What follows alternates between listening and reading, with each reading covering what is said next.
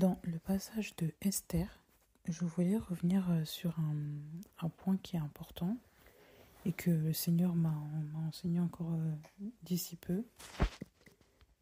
Un passage dans Esther 2 à partir du verset... On va commencer à partir du verset 9 jusqu'au verset 12 pour que je vous mette un peu dans le contexte, mais on va comprendre. Donc Esther 2, 9 à 12. La jeune fille plut à ses yeux, en parlant d'Esther, et porta de la bonté en face de lui. Il s'empressa de lui donner ses onguents et ses portions. Il lui donna aussi les 7 filles les plus remarquables de la maison du roi, puis il la plaça avec ses jeunes filles dans l'un des plus beaux appartements de la maison des femmes. Esther n'avait fait connaître ni son peuple ni sa parenté, car Mordecai lui avait ordonné de ne rien raconter. Tous les jours, Mordecai allait et venait devant la cour de la maison des femmes pour savoir si Esther était en paix et ce qu'on faisait à son égard. Le tour de chacune des filles d'aller chez le roi, Assuérus arrivait à la fin de 12 mois qui lui étaient assignés, suivant le décret des femmes, car les jours de leur toilette du corps étaient ainsi remplis, 6 mois avec de l'huile de myrrhe et 6 mois avec des aromates et des onguents des femmes. Donc je voulais vraiment m'arrêter sur le verset 12. Le tour de chacune des jeunes filles d'aller vers le roi Assuérus arrivait à la fin de 12 mois, qui lui étaient assignés suivant le décret des femmes, car les jours de leur toilette du corps étaient ainsi remplis, 6 mois avec de l'huile de myrrhe et 6 mois avec des aromates et des onguents des femmes. C'est ce passage-là que je voulais aujourd'hui échanger, parler, nous exhorter avec cela. Donc le Seigneur me faisait comprendre ici, me faisait pointer des mots en particulier. Et après, on se laissera conduire, bien évidemment, par rapport à ce qu'il a à nous enseigner. Mais le Seigneur me parlait de la toilette des jeunes filles. La toilette là, des jeunes filles pour qu'elles se préparent pour aller devant le roi. Pour que le roi puisse apprécier, la choisir pour reine ou pas. Donc l'élire. Il fallait choisir une reine. Donc il fallait que ces filles-là se préparent. Donc, pour rappel, Esther était candidate pour être la potentielle femme du roi. Elle faisait partie des candidates choisies par l'eunuque, Hegai, voilà, qui s'occupait des femmes. Elle faisait partie de ces femmes-là pour avoir une toilette, parce qu'elle était belle de figure, elle avait les prérequis, en fait, pour rentrer, pour être la miss du roi. Et donc, il fallait qu'elle se prépare. Il fallait, du coup, un certain protocole de toilette, machin. Et quand on regarde bien les verbes, les mots qui sont pris, et la racine en hébreu, on va étudier ça tout de suite. Ici, on nous dit que ces femmes, déjà, avaient, à la fin des 12 mois, elles devaient passer devant le roi. Donc, les femmes avaient un calendrier. Déjà, numéro 1. Les femmes avaient un calendrier. Les femmes avaient 12 mois de préparation. 12 mois. Spirituellement, nous, en tant qu'enfants du Seigneur, nous avons aussi un temps assigné devant le Seigneur de notre naissance jusqu'à son retour ou jusqu'à la fin de notre vie pour nous préparer à la rencontre vers le Mashiach. Nous qui sommes chrétiens, nous savons que le Mashiach revient. Nous savons que le Mashiach est à la porte. Nous entendons toujours ce discours depuis même qu'on est petit, sans doute. Depuis qu'on est très jeune ou depuis qu'on est converti, on entend ça. En tout cas, depuis que vous connaissez le Seigneur, vous avez forcément entendu une fois ce message-là, comme quoi le Seigneur revient. Le Seigneur est à la porte. Le Seigneur est là. Le Seigneur revient bientôt. Jésus revient bientôt. On l'a tous entendu. Mais comment interprétons-nous ce message-là? Moi, je suis sûre que quand j'étais jeune, je n'ai pas compris ça. J'ai dit, comment ça, Jésus revient bientôt? Ça veut dire quoi, ça? Jésus revient quand, où, comment? Il y a une date, c'est comment? Je ne comprenais pas ce message-là parce que j'étais peut-être trop jeune pour qu'on me l'explique. Mais en tout cas, je n'avais pas compris pourquoi les gens disaient Jésus revient bientôt. Jésus revient quand, où, comment, pour faire quoi, on ne sait pas. Ici, l'image de Esther et l'image du roi, c'est l'image de l'Église avec le Machia. Nous devons nous préparer pour le Machia, pour sa venue, pour aller à la rencontre de l'époux, aller à la rencontre du roi. Parce que nous ne savons pas quand le Machia revient. Nous ne savons pas quand il faut que nous soyons prêtes quand le Machia décide de nous choisir en tant que reine. Il faut que nous soyons prêtes. Mais pour ça, il y a des prérequis. Il y a des prérequis. Il fallait que ces femmes-là aient leur toilette impeccable. Sinon, elles ne pouvaient pas passer devant le roi. Le roi allait dire que non, mais ça sent mauvais, c'est pas beau, elles ne sont pas coiffées, le temps n'est pas propre, la peau est sale, c'est comment? Et Gaï, tu me ramènes quoi?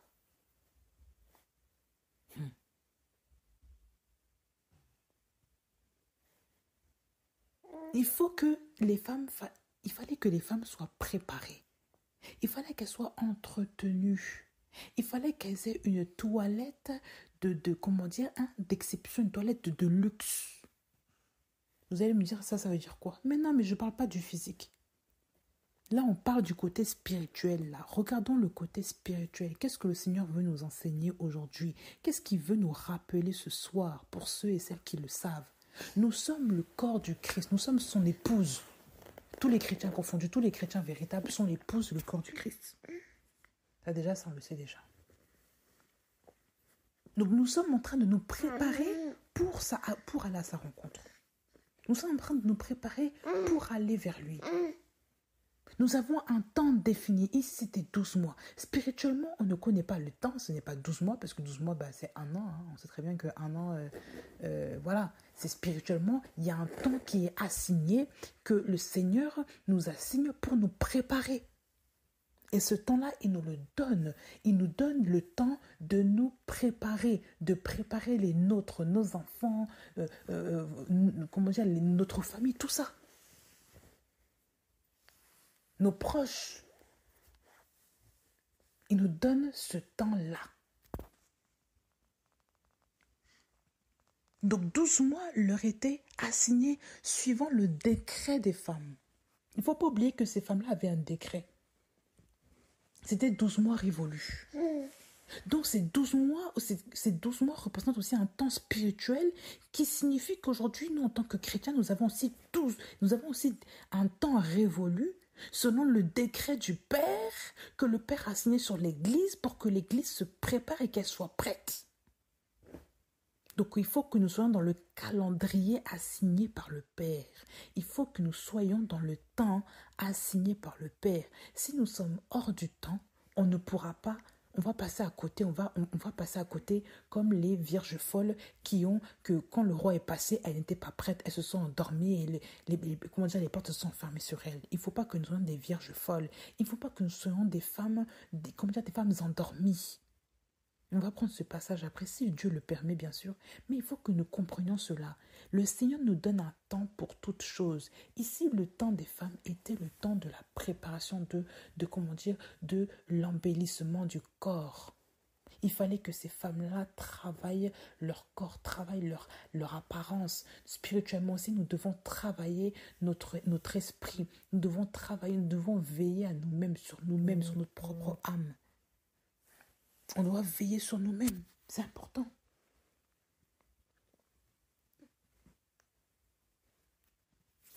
Nous devons veiller sur nous-mêmes. Je ne sais pas pourquoi les gens envoient des messages dans la nuit comme ça, mais c'est pas correct. Bref, il faut que nous veillions sur nous-mêmes. Il faut veiller. Excusez-moi, le petit s'est réveillé. Mon fils ne veut pas dormir. Donc, il faut que nous veillons. Veillons sur notre propre état spirituel. Yahweh ne fait pas attention à votre état physique, croyez-moi. On vous dit que l'exercice du corps est utile à peu de choses. L'entretien du corps est utile à peu de choses. On n'a pas dit qu'il faut se négliger, non, c'est pas ça. Mais il faut comprendre ici la dimension spirituelle. Ton esprit est plus important que ta chair. Parce que quand tu vas vieillir, ta chair ne sera plus la même comment dire, que en tant que personne de 25 ans, ça ne sera plus ça sera plus la même chose. Et des choses que tu ne pourras plus faire. Tu ne pourras plus faire ton sport à 85 ans, comme de la même manière que tu faisais à 25 ans. Ce ne sera plus pareil. Mais qu'est-ce que le Seigneur attend de toi? Il attend à ce que tu te prépares quotidiennement de la même manière que ta toilette soit impeccable à niveau de ton esprit. Il veut l'entretien régulier de ton esprit. Il ne veut pas que tu t'appliques des couches de fond de teint, des couches de parfum, des couches de crème alors que ton esprit est sale. Au-dedans de toi, ton esprit est plein de péchés, ça ne va pas. C'est pas ça en fait ce que Dieu veut. Dieu regarde la priorité d'abord. On n'a pas dit que le corps c'est pas important, mais d'abord ton esprit. Parce que les gens qui sont malades, qui ne peuvent pas s'occuper d'eux, est-ce qu'on va les condamner par rapport à ça? Non. Mais l'esprit, c'est ça que Yahweh regarde. C'est ça que Yahweh regarde. L'esprit.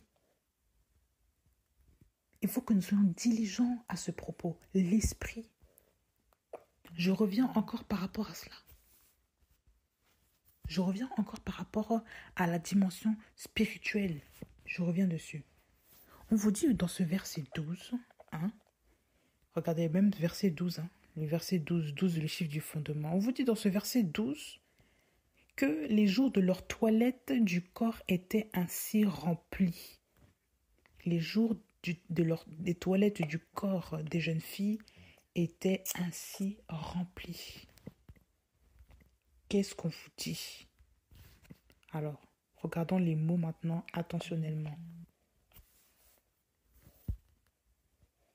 On vous dit que l'exercice du corps était ainsi rempli.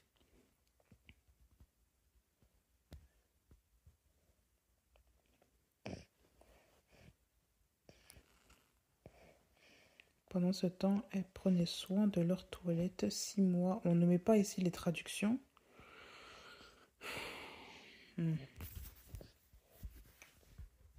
On ne met pas ici les traductions. Bon, on va regarder le mot d'abord toilette. Regardez le mot toilette. Dans ce mot-là, on vous dit que les toilettes, en hébreu, ça signifie marouk. Marouk, M-A-R-U-W-Q.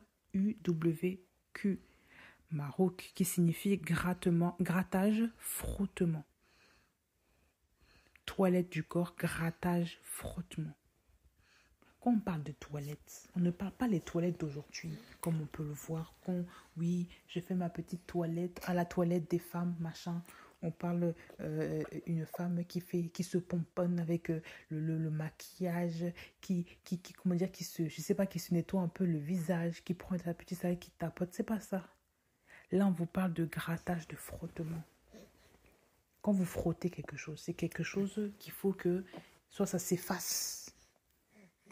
Quand on fait du grattage, c'est quelque chose qu'il faut que la peau vraiment sorte impeccable. Par exemple, je prends un exemple clair. Vous grattez une tache, une saleté. Vous grattez, ça veut dire que la saleté est incrustée sur l'endroit. Il faut la faire partir. Donc, il faut exercer une force avec tes mains pour la faire partir. Ce qu'ils appellent frotter, gratter. C'est pas juste essuyer. Non, c'est frotter. Quand on te dit frotte, ça veut dire qu'il y a une puissance, il faut insister sur la chose pour qu'elle s'en aille. Là, on vous parle vraiment du grattage, du frottement.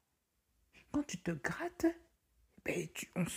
voilà, tes ongles exercent une pression sur ta peau parce qu'il y a quelque chose qui te dérange. C'est pas juste que quelque chose, on a enlevé tout doucement, on a essuyé, non. On vous montre ici la pression. Donc, ces jeunes filles avaient, comment dire, dans leur toilette, on vous dit qu'elles avaient de l'huile.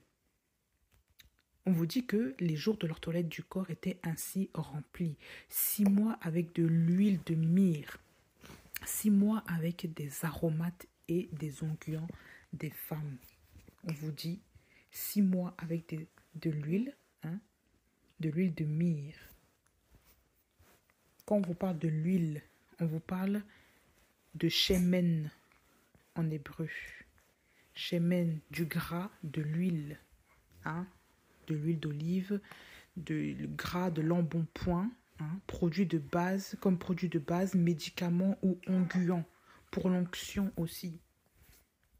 Donc on vous dit que c'est quelque chose, c'est de l'embonpoint, ça peut être aussi un médicament, un produit de base.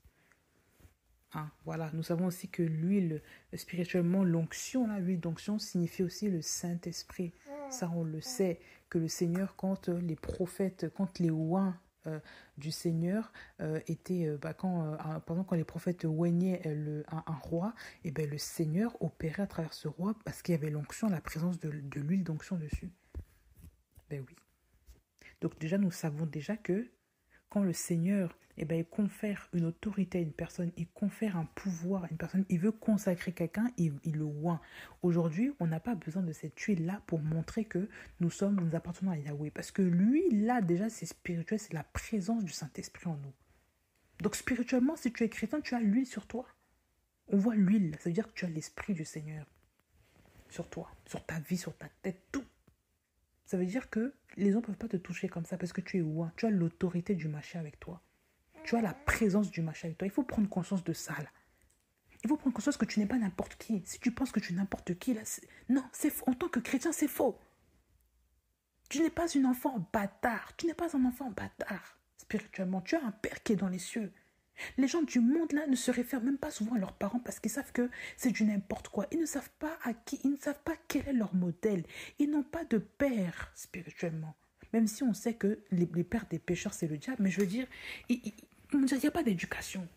Parce que, vous savez, je veux dire, on peut avoir des pères, des mères de tous les jours. On peut avoir des pères et mères physiquement. Mais il y a des gens qui se considèrent déjà comme bâtards parce que leurs pères et mères n'ont jamais été là. Ils vont dire la vérité. Alors si physiquement, les gens se considèrent comme des personnes qui n'ont pas de valeur, spirituellement, les gens encore qui n'ont jamais eu de modèle dans leur vie se considèrent comme tels. Mais nous avons comme modèle le Père qui est dans les cieux. Nous connaissons Yahweh, nous connaissons Yahushua, notre maître, notre Père, notre tout. C'est lui qui est notre Père. Donc on a un modèle, nous ne sommes pas des enfants bâtards, il prend soin de nous, il nous protège. Il faut bien entendre ça. Quand je dis enfant bâtard, c'est pas une insulte. Hein. Le mot bâtard, ça veut dire enfant illégitime. C'est pas comme la version que les jeunes utilisent aujourd'hui pour dire n'importe quoi. Non, c'est pas ça. Ce n'est pas une insulte. C'est la vérité. Ah oui. Même si tu es orpheline physiquement, Yahweh dit qu'il est le père des orphelins, qu'il est le mari des veuves. Donc Yahweh aussi prend sous son aile les enfants qui ne sont, que les humains qui ont perdu leurs parents, qui se sentent seuls, sans père, sans mère. Il se fait père pour ces personnes-là et il est un père pour ces personnes-là. Ça, il ne faut jamais l'oublier que Yahweh est notre père, Yahweh est notre modèle. Il faut que nous comprenions ceci, ça fait partie de notre identité. On a la présence du Père en nous, sur nous, avec nous. L'huile d'onction, la spirituelle, elle est là. Tu n'as pas besoin de l'huile d'olive là pour seulement te dire que j'ai besoin de la guérison de l'huile d'onction. Non, ça c'est du n'importe quoi. Ça c'est vraiment dans la religion. Voilà. Parce que l'huile d'olive là, honnêtement là, c'est très cher. Je vous dis aujourd'hui en France, pour ceux qui ne savent pas, l'huile d'olive ça coûte en minimum là 7 euros. Minimum 5 euros, 7 euros. Avec toute la crise là, les fondements compliqués là, qui peut se permettre de prendre de l'huile d'olive aujourd'hui? Vous voyez même que le monde aujourd'hui est limité. Mais le Saint-Esprit, lui, n'est pas limité. Le Saint-Esprit ne t'a pas dit de payer de ton argent pour l'avoir. Il n'a jamais dit ça. Tu crois en lui, il est avec toi, sur toi, en toi. Voilà la différence entre ça et le monde. Voilà pourquoi il ne faut pas se baser sur la religion qui vous oblige à acheter des choses soi-disant pour avoir le machin, avoir le salut. Ça, c'est du n'importe quoi. Ça, c'est de l'arnaque. Et je le dis, on vous a arnaqué depuis beaucoup de temps. Même moi, quand j'étais vraiment pas... Quand j'étais même nouvelle convertie, je ne comprenais pas cette histoire d'huile, absolument, d'acheter ça. On m'avait même dit, il faut acheter l'huile d'olive pour garder ça dans la maison. Pour te guérir, il faut acheter l'huile d'olive. Je n'ai jamais fait ça. Parce que déjà, de 1, financièrement, déjà, je ne pouvais même pas me payer ça. Si parfois j'ai des fins de mois compliquées, je vais verser 7 euros dans une bouteille d'huile d'olive, alors que avec 7 euros, je peux au moins faire 2-3 repas. Honnêtement. Voilà comment les choses aussi nous limitent. Soyons intelligents, demandons les choses au Saint-Esprit. On n'a pas dit que si le Seigneur t'inspire de prendre l'huile d'olive, le Seigneur te l'a inspiré. Mais ce n'est pas... S'il sait que tu en as, il va le faire. Il ne va pas t'obliger à acheter l'huile pour te guérir. Le Seigneur n'est pas comme ça. Il faut que nous soyons sobres. Le Seigneur fait ce qu'il veut. Hein. Il opère la manière de qu'il veut. Il peut même te dire, prends juste ça, mange ça pour te guérir. Simplement parce que ça peut être un fruit, une plante, une tisane, parce que c'est lui qui l'a créé. Il peut aussi te dire de prendre l'huile d'olive pour te guérir. Mais il peut aussi te guérir naturellement à sa façon. Et ça, Yahweh opère des miracles tout le temps. Jésus-Christ, quand il a guéri des gens, là, il n'a pas utilisé l'huile d'olive. C'est pour vous dire. Il a imposé la main, il a parlé, il a touché les personnes et paf, guéri. Est-ce qu'on a dit qu'il y avait l'huile là? Heureusement que Jésus-Christ était simple pour nous montrer qu'il y a des choses qu'on se complique la vie, nous les humains. On n'a pas compris quoi. On n'a pas compris. Il nous faut l'enseignement, il faut l'enseignement. Donc ici, ces jeunes filles devaient se gratter, se frotter. Pour faire quoi? Pour faire imprégner l'huile dans leur corps. Pour que l'huile pénètre dans leur corps. Et ça, pendant, on vous dit qu'une partie c'était 6 mois, hein, avec de l'huile de myrrhe, 6 mois, de l'huile de myrrhe, et 6 autres mois avec des aromates et des parfums en usage parmi les femmes. Donc on vous dit que, je vais relire dans l'autre version là, 6 mois avec de l'huile de myrrhe, voilà, et 6 mois avec des aromates et des onguents de femmes. Alors quand on clique maintenant avec aromates, on vous parle de Bessem. Bessem, en hébreu, veut dire épice, baume, parfum, sucré, doux, odeur douce. Voilà. Épice, baume. Donc, probablement, les aromates, là, c'était un mélange d'épices, c'est comme si un massalé d'épices ou un mélange d'épices, une pâte, quelque chose comme ça, qui sentait très bon et qu'il fallait vraiment s'imprégner sur soi, dans le corps, les trucs, pour que la peau, sente bon. Il fallait que la peau sente bon. On vous parle aussi des onguents.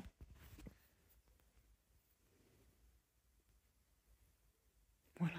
Des aromates et des onguents. Et quand on vous parle d'onguents, pourquoi ça me dit tamorouk? On vous dit tamorouk, un grattement, raclement, frottement. On vous parle aussi de un remède pour une blessure. Donc voilà, c'était comme une pommade. Donc il fallait raclement, frottement, gratte, voilà, ça c'est tout ce qui est médical, l'aspect médical, le soin, tout ça. Il fallait vraiment soigner la peau de ces filles, il fallait oindre pour qu'elles aient une peau lisse, belle, il fallait aussi les parfumer. Tout était mis sur l'accent de nettoyer la peau, la polir, la rendre belle, parfumée pour que le roi apprécie cela et pour qu'il se dise, j'aime bien l'odeur, cette femme-là m'attire. Donc spirituellement, on comprend quoi?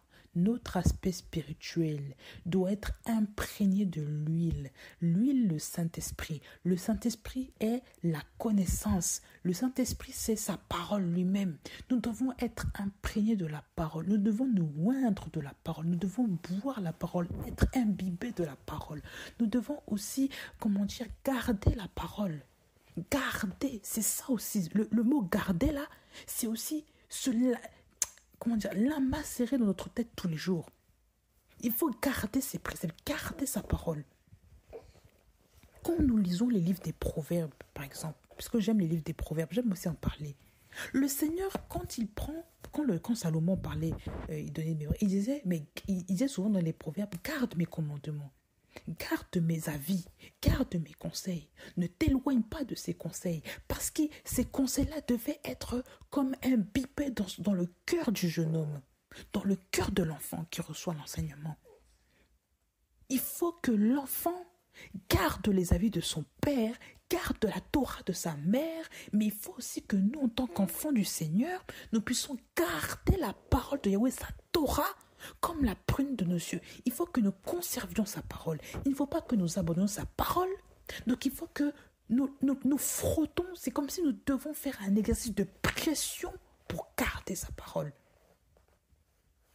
Voilà, c'est l'enjeu dans ces temps de la fin, là, c'est ça. L'huile de la parole, c'est l'huile, le Saint-Esprit. L'huile de la parole, c'est la parole lui-même. L'huile du Saint-Esprit, c'est ça. La connaissance. On va prendre un passage. 1 Jean 2. 1 Jean 2.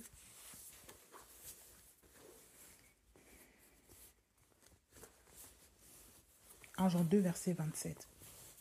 L'onction que vous avez reçue de lui demeure en vous. Et vous n'avez pas besoin qu'on vous enseigne.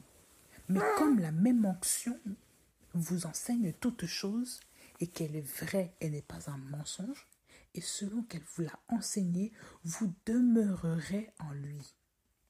Et on dit au verset 20 aussi, un peu plus haut, et vous avez l'onction de la part du Saint et vous connaissez toutes choses. Donc l'onction procure la connaissance. Mais nous savons que l'onction, c'est l'huile du Saint-Esprit. La présence du Saint-Esprit en toi fait que tu connais la parole de Yahweh, fait que tu comprends la parole. Tu as accès à la connaissance, à cette clé-là. Tu as accès à la connaissance du mystère du royaume des cieux. Tu as accès à la connaissance de sa parole. Les gens du monde voient la parole comme une parabole. Ils ne peuvent pas la saisir ni la comprendre. Voilà pourquoi on vous dit que Yahweh, que la lumière était venue parmi eux, mais les ténèbres ne l'ont pas saisie. Les ténèbres n'ont pas saisi la lumière qui est venue dans ce monde-là. Dans les Jean 1er, quand vous lisez, on vous dit qu'il était venu dans le monde, mais le monde ne l'a pas saisi. Mais les ténèbres ne l'ont pas saisi. Parce que le monde ne peut pas comprendre la parole, ne peut pas comprendre le sens de la parole. On vous dit aussi que l'homme animal ne comprend pas les choses de l'esprit. Parce qu'il n'est pas spirituel et que c'est spirituellement qu'on juge des choses, qu'on comprend les choses, qu'on discerne les choses. Donc toi, la connaissance en tant que fille du Mashiach, fils du Mashiach, tu l'as que par le Saint-Esprit. C'est le Saint-Esprit qui te confère cette connaissance-là pour que tu puisses agir. Pour que tu puisses poser des actes, pour que tu puisses conserver ses avis. C'est lui ta connaissance. On vous dit que tu connais toutes choses. Tu vas me dire, mais comment ça je connais tout? On ne parle pas des choses du monde là. Quand on vous dit que tu connais toutes choses là, ce sont les choses de l'esprit. Ce sont les choses spirituelles. Les choses que le Seigneur te donne. C'est ça. Et les choses aussi que le Seigneur veut te communiquer, même si tu ne les comprends pas, il va te les communiquer. Regarde, je te donne un exemple. Par exemple, quand le Seigneur parlait au prophète Daniel, au prophète Jean, tout ça, Daniel, par exemple, le prophète Daniel a eu des grandes révélations, mais des très grandes révélations. Il a eu des grandes révélations par rapport à l'homme impie, la venue du faux Mashiach. Même Jean, pareil, dans Apocalypse, on voit qu'il était étonné. Daniel était aussi bouleversé. Ces hommes-là ne connaissaient pas ces choses-là. Mais le Seigneur leur a communiqué ces choses. Il leur a fait connaissance de ce qui allait se passer dans les temps de la fin. Donc la prophétie est une connaissance. Même si tu ne comprends pas, le Seigneur va te donner ces choses-là parce que tu es loin. Tu dois connaître ces choses-là. Donc, il va donner l'interprétation des choses. Les songes que tu fais à venir, que tu ne vois pas aujourd'hui, sont des choses, des connaissances que le Père te donne. Il t'avertit à l'avance. Il te fait connaître ce qui est bon de ce qui n'est pas bon dans ta vie de tous les jours. On ne parle pas de la connaissance mondaine. Parce que la connaissance mondaine appartient à ce monde.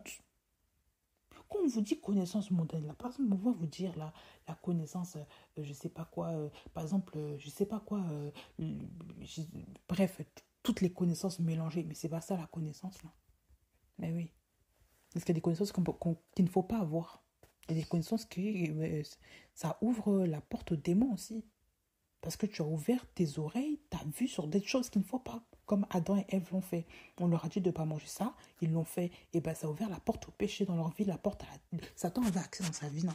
Donc est-ce que le Seigneur te demande de connaître toutes choses là? Ce n'est pas les choses de ce monde. Ce sont les choses que l'Esprit veut te communiquer. Que l'Esprit veut t'ouvrir les yeux dessus. Pour ton salut d'abord. C'est d'abord ça. Quand on te dit que tu connais toutes choses, c'est ça. Donc les gens n'ont pas à t'enseigner n'importe quoi à l'église qui n'est pas en rapport avec la parole, qui n'est pas en rapport avec ce que le Seigneur doit te communiquer. Je reviens encore sur la connaissance. Les gens n'ont pas à vous enseigner n'importe quoi dans les assemblées. Les gens n'ont pas, vous communiquez toutes sortes de doctrines mondaines, comment dire, bizarres, franc-maçonniques ou je ne sais quoi là. Mais ça, c'est voilà. Aujourd'hui, on voit tellement de gens qui mangent des connaissances farfelues et bizarres sur les réseaux sociaux, sur Internet, qui ne viennent même pas de Dieu, qui viennent tout droit des enseignements de coaching bizarres, là, des trucs louches. On ne comprend pas l'arrivée ni la fin. On ne sait pas d'où ça vient. On vous enseigne toutes sortes de paroles philosophiques. On vous enseigne toutes sortes de choses bizarres. Il ne faut pas faire ça. Il faut mettre le sel là. Il faut faire des choses pour retirer les esprits. J'ai même appris récemment qu'apparemment dans une certaine religion, il fallait mettre de l'encens dans une maison pour repousser les esprits impurs. Je crois que c'est une odeur qui va les faire fuir. Bref. Mais j'étais vraiment sidéré. On enseigne des catastrophes aux gens. On enseigne des choses et les gens écoutent ça, ils boivent, ils disent Parfois, je vais vous dire, il faut rentrer en conflit avec les gens parfois pour leur dire je n'écoute pas tes balivernes. Même si on veut vous forcer à écouter des choses, vous dites que je n'écoute pas ça. Mes oreilles ne sont pas des poubelles, mes oreilles ne sont pas des comment dire, des je ne sais quoi. On ne va pas écouter ces choses-là. Moi, j'ai dû arrêter une personne et lui dire, qui voulait me dire du n'importe quoi.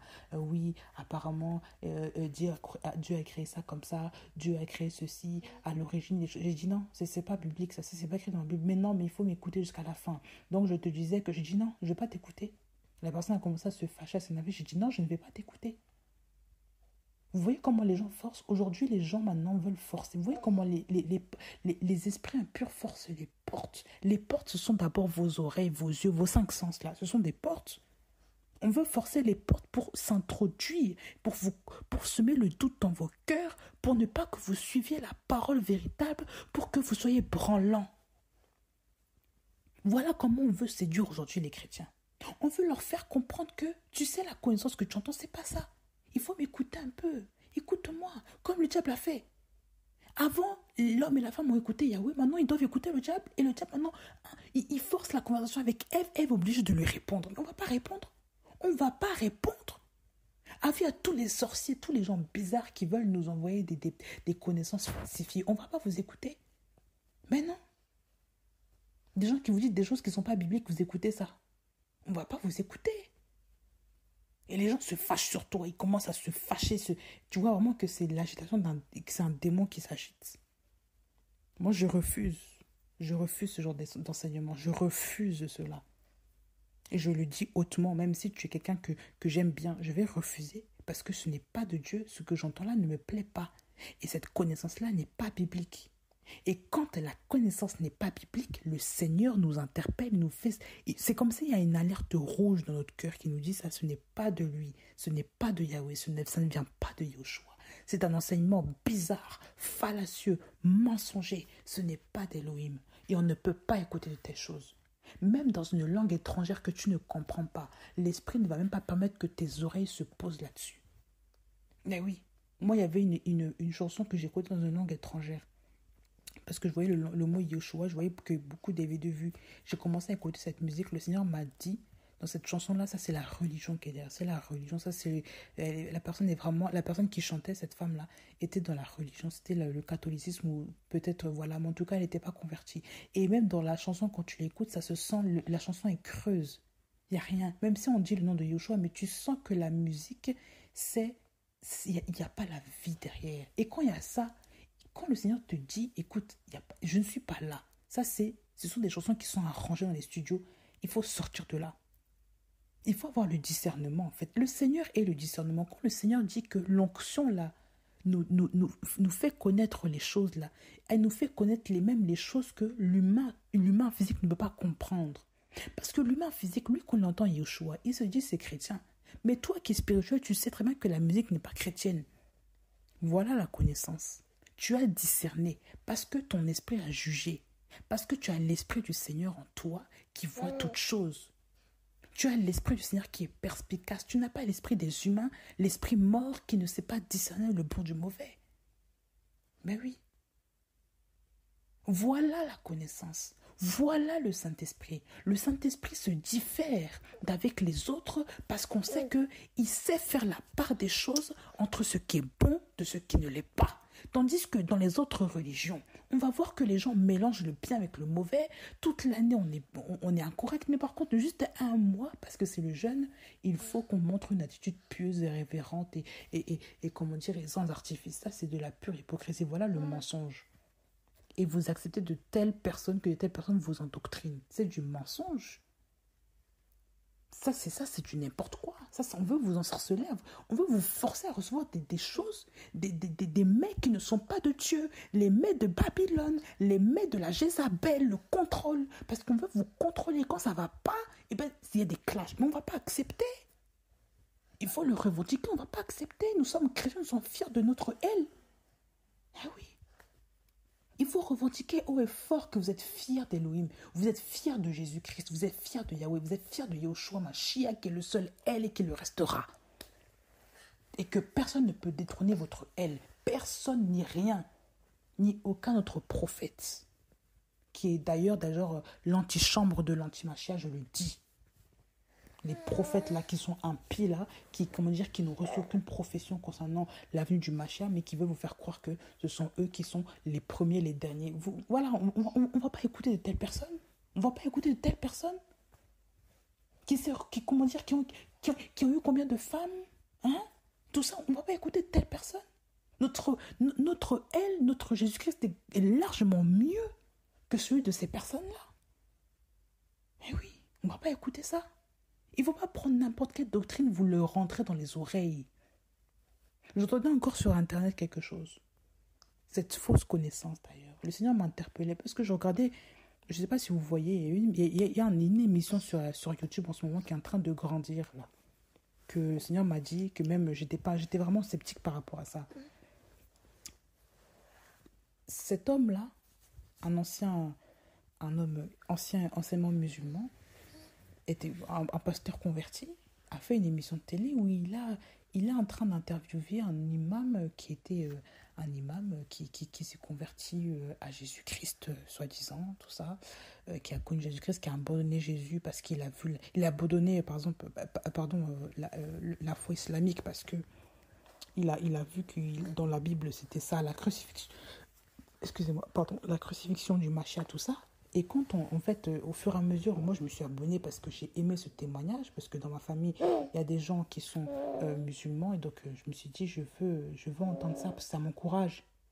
Et au fur et à mesure que j'écoutais cette émission-là, le monsieur ne parle que des versets coraniques et fait la comparaison de l'islam avec la Bible. Et il explique très bien. Mais dans leur religion, c'est usuel de faire des débats.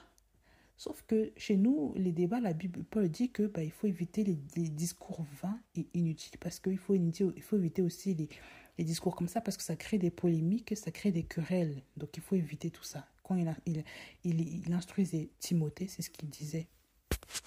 Je vais même vous le reprendre, si vous voulez ça comme preuve, comme trace, mais c'est biblique. Il faut éviter les débats.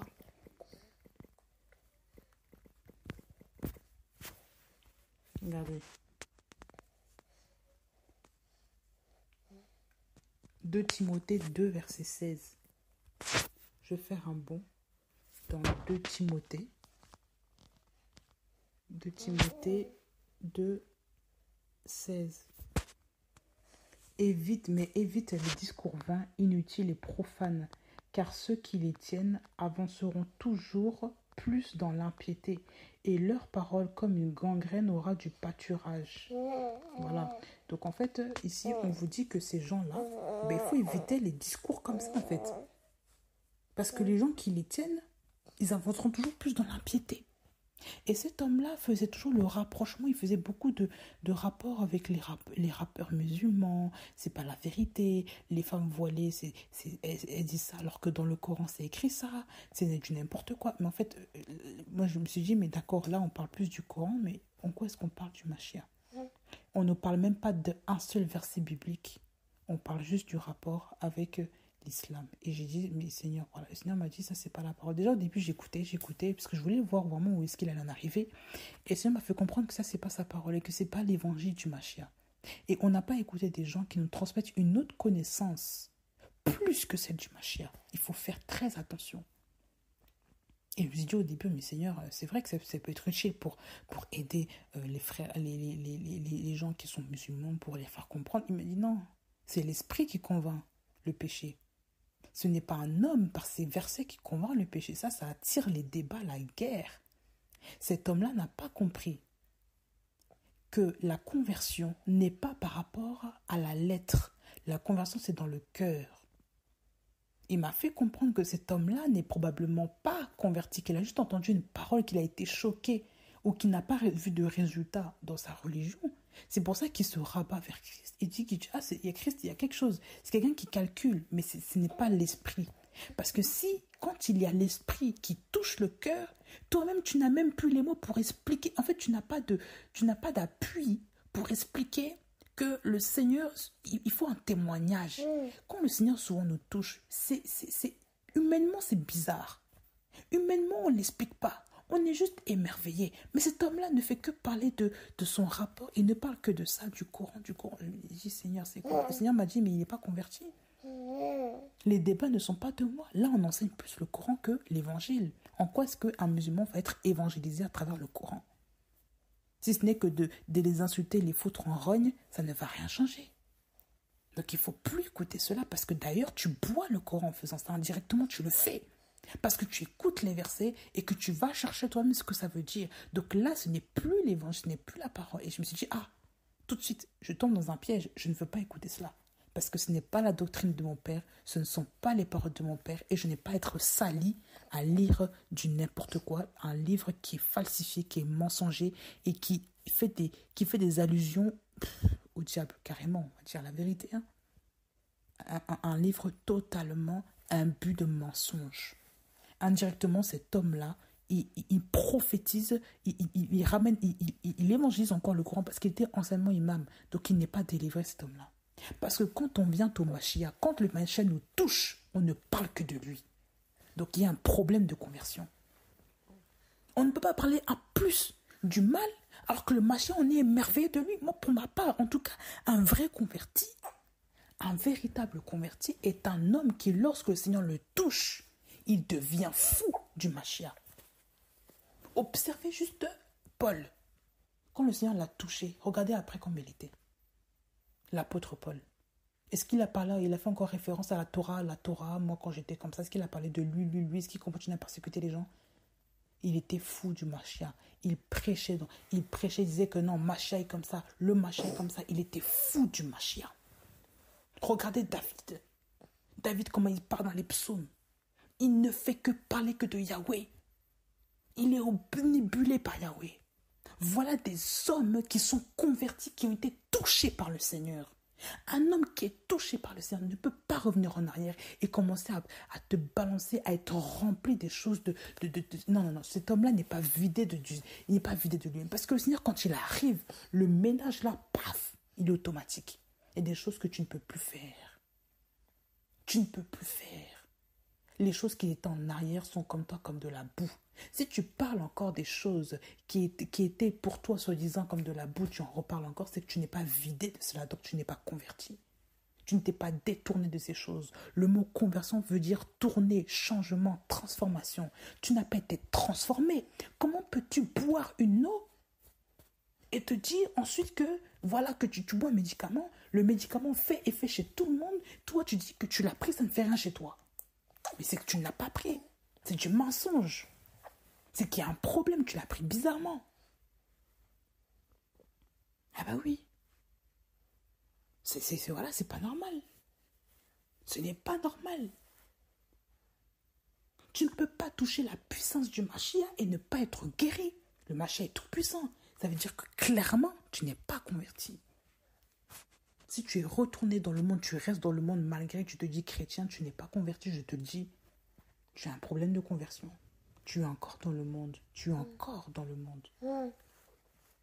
On ne s'appuie pas sur des débats. On ne fait pas que lire des... Ce n'est pas la lettre qui sauve hein, c'est l'esprit qui vivifie. La Bible dit que l'esprit vivifie. La lettre tue, mais l'esprit vivifie. Donc ce n'est pas juste lire la Bible qui va faire que tu seras sauvé. Ce qui va être sauvé, c'est le Saint-Esprit, c'est lui qui te sauve parce qu'il a mis son paraclet sur toi. Il a mis déjà sa marque sur toi. Il a mis son huile sur toi, ce qui fait que tu es mis à part. Donc aucun autre homme ne peut remettre en question ta conversion. Ne peut te dire que on ne peut pas te tuer comme ça. On ne peut pas te tuer sans l'aval du Seigneur. C'est impossible ça. Mais oui, tant que tu es dans la main du Seigneur, les hommes ne peuvent rien te faire. Ils ne peuvent pas te malmener comme ils veulent. Si le Seigneur ne le permet pas, ils ne peuvent pas. Et la Bible dit aussi que c'est de l'abondance du cœur que la bouche parle. Donc un homme qui ne fait que parler du Coran, de l'islam, que parler des choses du monde, c'est quelqu'un qui est du monde.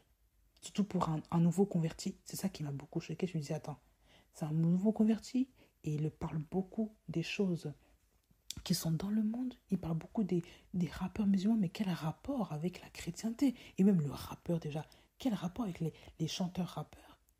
Déjà tout court. Et en plus, les musulmans, quel rapport? Allez voir, cette émission s'appelle Nour al-Alam. Nour al-Alam, la lumière du monde. Voilà, c'est en arabe. Mais je suis contre cette émission. Cette émission ne prône pas Jésus-Christ. Cette émission est contre-biblique. Et tous ceux qui veulent aller voir, pour se dire, mais allez voir, on ne parle en rien de Jésus-Christ. L'évangile est christocentrique. On ne parle que de Yahushua Mashiach. On peut parler pour édifier de cela. Moi, avant, par exemple, quand on entend des jeunes, quand les gens sont convertis, même on a entendu beaucoup de témoignages comme ça, quand on entend beaucoup de témoignages des gens qui sont, avant, qui étaient d'une religion, qui ensuite ont quitté leur religion, ne parlent que du bien que le Mashiach fait dans leur vie. On ne parle que de ça, parce qu'ils sont émerveillés du Mashiach. Ils sont émerveillés. C'est comme un bébé nouveau-né qui est né au monde, il n'est pendu quasiment qu'à téter les seins de sa mère. Il ne fait que boire le lait, et il ne fait que ça. Pourquoi? Parce qu'il est émerveillé par le goût du lait. Et bien, en tant que nouveau converti, vous qui étiez vraiment nouveau converti, vous savez ce que c'est. Vous savez ce que c'est quand on est touché par le Mashiach, on ne fait que parler de lui. On ne cherche que sa présence. On ne cherche qu'à lire sa parole. On ne cherche que les versets. On est émerveillé par le fait d'être dans le Mashiach. Ça, c'est une chose qui est indiscutable parmi tous les chrétiens. Quand on vient à Jésus-Christ, il y a quelque chose, on est tellement heureux d'être, quand on entend Jésus, on est heureux. Même si parfois, on ne sait pas trop, on n'arrive pas trop à discerner, mais on est comme des papiers, on est heureux, on ne fait que parler de ce que Jésus fait dans notre vie. Donc il y a quelque chose. Mais cet homme-là, il n'y a pas de déclenche. On le sent et ça se sent. Le Seigneur m'a dit non. Ça c'est, indirectement, on vous enseigne encore la religion islamique. On vous donne une eau qui est amère. Et ça, ce n'est pas le langage d'Élohim. Élohim n'est pas dedans. Il faut veiller. Il faut aussi veiller. Vous voyez comment le diable est rusé? Le diable vous fait croire qu'une personne est convertie, mais quand elle vous enseigne une autre religion. Et on vous balance des versets bibliques, on vous balance des versets coraniques pour qu'un jour vous vous intéressez vraiment au Coran et pour que vous puissiez lire ce livre-là qui est impur et que vous puissiez maintenant manger des connaissances qui ne sont pas bibliques, que vous puissiez maintenant commencer à prendre des connaissances en douce, que vous puissiez boire des eaux amères qui déforment votre esprit. Vous allez commencer à avoir des saletés sur vous spirituellement. Et je vous assure que pour avoir lu un verset de ce livre, on sent vraiment l'impureté spirituelle. Et je me suis repenti devant le Seigneur parce que je me suis dit, non, c'est vrai que ce livre-là, juste à rien qu'à lire une sourate là, de chez eux là, ça nous salit spirituellement, je vous le dis. Lisez la Bible nous lave, elle nous purifie. Mais ce livre-là ne purifie personne. Je vous le dis. Je vous le dis. Et vous qui avez des amis, des témoins, des amis de d'autres religions, d'autres cultures, d'autres qui aiment des enseignements philosophiques, des athées, peu importe, de musulmans, peu importe tout ça, restez dans la parole, faites attention. Parce qu'aujourd'hui, la parole va fuser dans vos oreilles, vous n'allez même pas vous en rendre compte. Le diable est rusé. Le diable a réussi à détourner Adam et Ève, alors qu'Adam et Ève ont entendu Elohim leur parler directement. Il a réussi à les détourner en donnant des fausses connaissances, en contredisant la parole de Yahweh. Par le même procédé, il leur a commencé à parler avec eux, à vouloir faire ami avec la femme. Et regardez où on en est aujourd'hui. Le monde entier est dans ce décalage parce que la femme a plus écouté le serpent que Yahweh. On ne peut pas écouter deux eaux qui ne se ressemblent pas. On ne peut pas boire l'eau pure et l'eau amère, l'eau du Saint-Esprit, l'eau du péché à côté. Ce n'est pas possible. Comment inverser Dieu dans la parole qu'une source dans une source, il ne peut pas avoir deux types d'eau ou quelque chose comme ça. Un arbre ne peut pas produire, des épines et des non. L'arbre ne peut pas produire, un arbre normal, un pommier ne peut pas produire des épines. C'est pas possible ça. Et une épine ne peut pas produire non plus des fruits. Ça n'existe pas. Mais oui, on le voit dans Matthieu 7. Je ne mens pas. Si on voit dans Matthieu 7,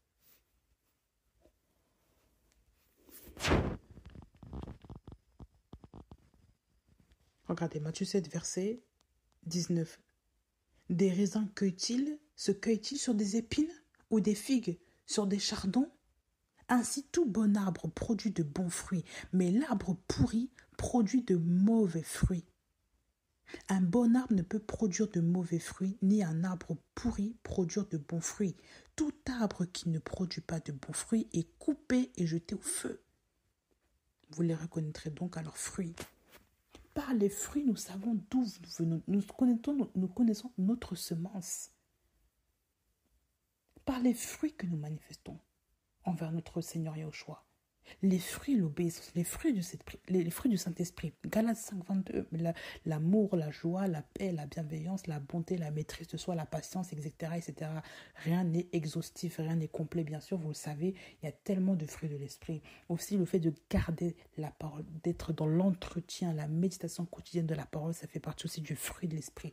Ça s'appelle aussi la constance dans la parole du Mashiach. La constance et la régularité, l'équilibre. Ça fait partie aussi de notre package, de notre identité spirituelle. Et on ne peut pas renier cela. Il y a beaucoup de gens qui passent à côté, en fait. Ils se disent, ah, ça, c'est pas très grave. Oh, ça, ils négligent. La négligence n'est pas d'Élohim. Ça ne vient pas d'Élohim, ça vient du diable. Il faut bien l'entendre. Le Seigneur veut que nous entretenions notre esprit, la culture de notre esprit à travers la méditation de la parole. C'est important. On ne peut pas négliger ces choses. Il ne faut pas négliger ces choses. Le Seigneur a parlé déjà. Mais oui, il faut que nous veillons. Tu sais que tu as une amie qui n'est pas convertie. Elle te ramène toujours des choses. Oui, elle te dit qu'elle veut te motiver, mais quand elle te balance des choses, elle te fait comprendre que Dieu n'existe pas. Et que tu peux réussir par toi-même, c'est par tes propres forces que tu vas réussir. Alors que la Bible dit que notre vouloir et notre faire viennent de Yahweh, et que c'est par le vouloir et le faire de Yahweh, selon son bon plaisir, que nous pouvons faire certaines choses. Donc c'est son esprit qui nous anime. Il faut comprendre ça. Nos pensées ne viennent que de Yahweh.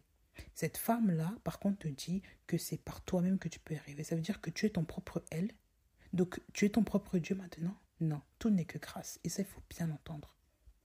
Tout n'est que grâce. Le Seigneur te donne les moyens, il te donne la force pour le faire. Tout n'est que grâce. Donc, il faut veiller à cela. Donc, quand quelqu'un te dit ça, il faut dire, écoute, moi, je pense que tout n'est par la grâce de Dieu. C'est lui qui m'a donné cette force-là pour le faire. Tu clôt déjà la phrase. Si tu ne rétorques pas là, cette phrase va commencer à rentrer dans ta tête. Ça va être comme un dépôt dans ton cœur. Or, le Seigneur a dit par la bouche de Paul à Timothée, garde le dépôt. Garde le dépôt. Mais il faut garder le dépôt du Seigneur. Pas n'importe quel dépôt. Ben oui. Il ne faut pas prendre n'importe quel dépôt et le garder sur nous. Ça, c'est pas la volonté du Seigneur, tout ça là. Vous ne voyez pas déjà qu'il y a un problème que les gens aujourd'hui acceptent n'importe quelle connaissance sous prétexte que... Mais non, on ne va pas écouter ces choses. On ne va pas écouter du n'importe quoi parce que les personnes veulent qu'on les écoute. Il faut veiller à ce que nous entendions. Vos oreilles ne sont pas des poubelles. Vos oreilles ne sont pas des égouts. Vos oreilles ne sont pas des toilettes ni des urinoirs. Vos oreilles ne sont pas des déchets. Il faut arrêter. Vous fermez vos oreilles aux propos impurs, aux propos injustes et aux propos qui ne sont pas en coïncidence avec la parole. Et quand je dis ça, je parle des propos qui sont impurs, qui contredisent la parole de Yahweh. Je ne dis pas, par exemple, qu'il ne faut pas écouter, il ne faut pas regarder la science. La science, ben, c'est une bonne chose. Si c'est, par exemple, la nature, les scientifiques, ils ont vu ça dans la nature, machin, et ben, ils ont découvert des choses qui guérissaient les gens. Ça, c'est pas impur, ça. Il faut comprendre ce que je suis en train de dire là. Parce qu'il y a des gens qui vont passer dans l'extrême, il ne faut plus regarder la télé, il ne faut plus rien faire, il ne faut plus écouter la radio, il ne faut plus... Non. Ce qui est impur, c'est ce qui te souille de l'intérieur. C'est ce qui souille ton esprit. Et ça, oui, il faut veiller. Parce que le Seigneur veut que nous veillions sur nous-mêmes. Il veut que nous gardions notre cœur plus que toute autre chose. C'est ton esprit sur lequel il faut veiller. Il ne faut pas veiller uniquement sur tes cheveux là. Il ne faut pas veiller uniquement sur ta belle peau. Il faut veiller aussi, ou sur ton teint là, sur ton teint, tes habits, tes vêtements. Il faut veiller sur ton cœur. Il faut veiller, faire attention à ce qui rentre dans ton cœur par les portes du cinq sens. Il faut veiller. Qu'est-ce qui rentre dans ta tête? Qu'est-ce qui te malmène? Qu'est-ce qui te tourmente? Tu vois pas qu'il y a un problème là? Parce que tu as pris une connaissance, tu as bu une connaissance qui te dérange. Maintenant, tu ne dors pas bien, tu es tourmenté, tu as l'esprit de doute, tu commences à remettre en question beaucoup de choses parce que tu as entendu une parole qui t'a chamboulé l'esprit. Et vous vous étonnez ensuite que les choses ne vont pas bien. Vous vous étonnez ensuite que vous avez du mal à prier, mal à méditer parce que vous ne faites que penser qu'à une chose. Vous commencez à raisonner. 2 Timothée 1, verset 14. Garde le bon dépôt par le moyen de l'Esprit Saint qui habite en nous. On vous dit de garder le bon dépôt, le bon dépôt. Amen pour ce verset. Garde le bon dépôt. On n'a pas dit de garder tous les dépôts. Le mauvais dépôt, là, il faut gratter ça, il faut enlever ça, il faut frotter ça pour que ça part par la parole. Quand tu es taché, là, quand, par exemple, tu es parti travailler, tu sens la sueur, tout ça, tu prends une douche, non? Parce que la douche, l'effet du savon, de l'eau, va faire que, et le fait de te gratter, de te frotter, tout ça, là, ça va enlever l'odeur. Mais si tu ne te prends pas soin de toi, si tu ne te laves pas, est-ce que l'odeur va partir? Est-ce que la saleté va s'en aller? Non. Tu es parti travailler dans les champs.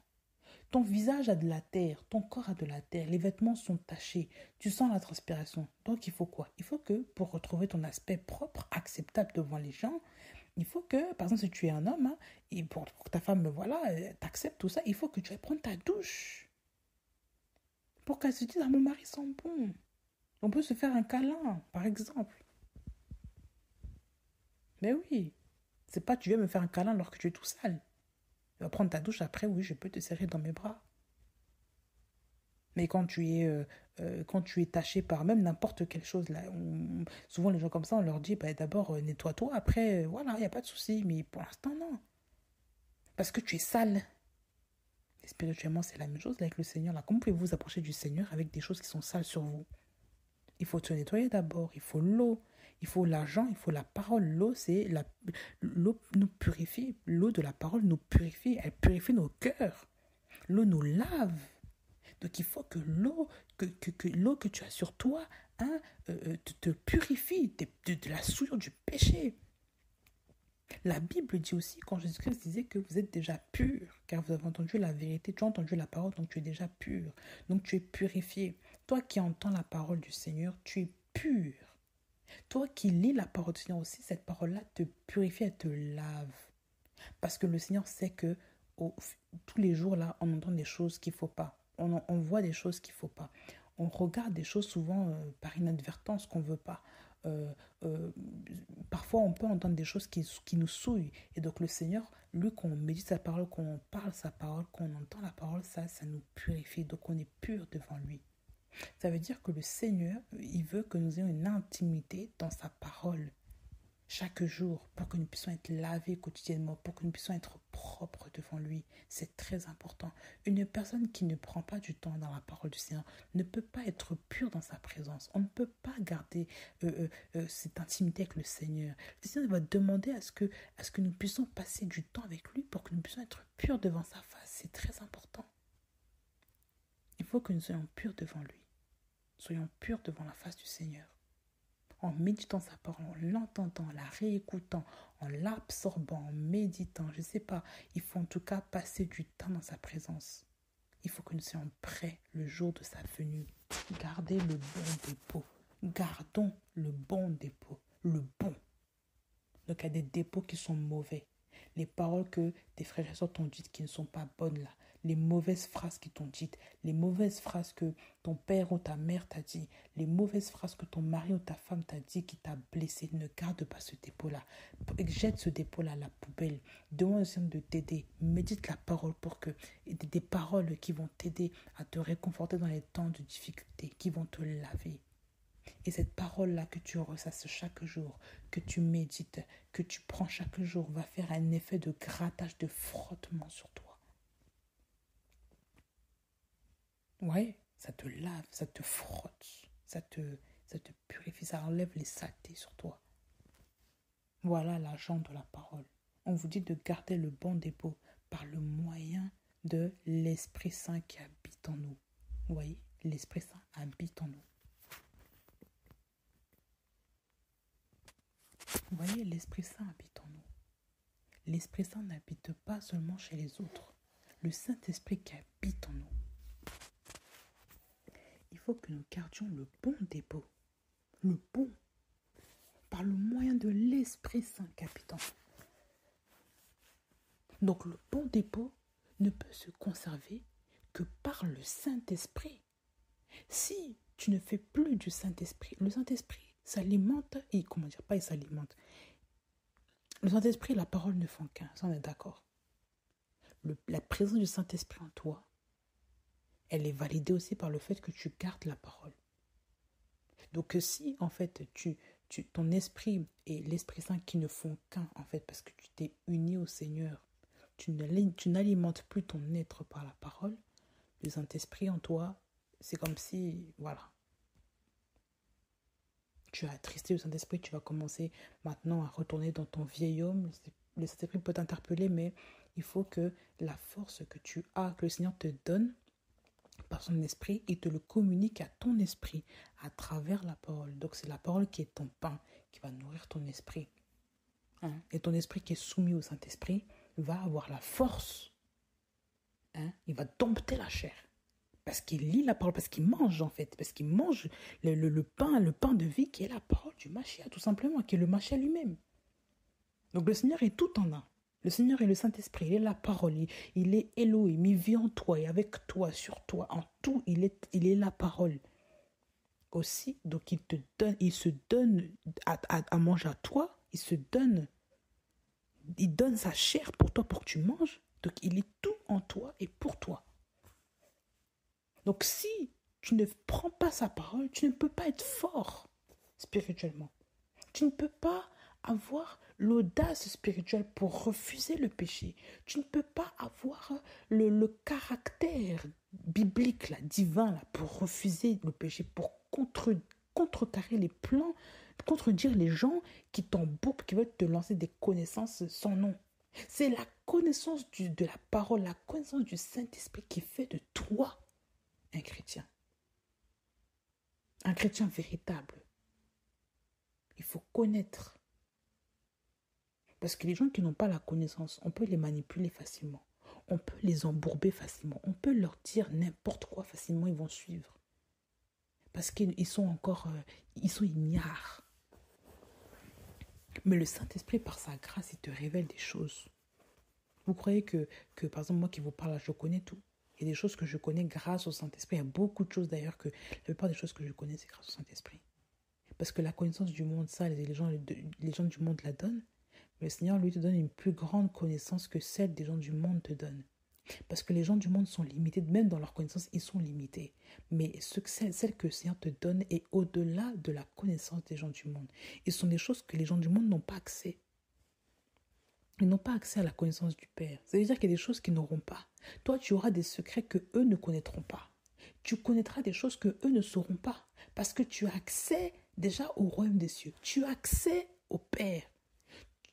Le Père valide pour toi. Parce que tu as le Saint-Esprit sur toi. Tu as son cachet sur toi. Tu as sa connaissance sur toi sous forme du Saint-Esprit. C'est ça la connaissance. Tu es oint, mon frère, tu es oint, ma sœur. Tu as la connaissance suprême, la connaissance que tous ont. Les gens entendent seulement, oui, pour avoir la connaissance, il faut faire beaucoup d'études. C'est de l'arnaque, c'est faux. En fait, c'est complètement faux, ça, c'est de la bêtise, c'est vraiment c'est du n'importe quoi.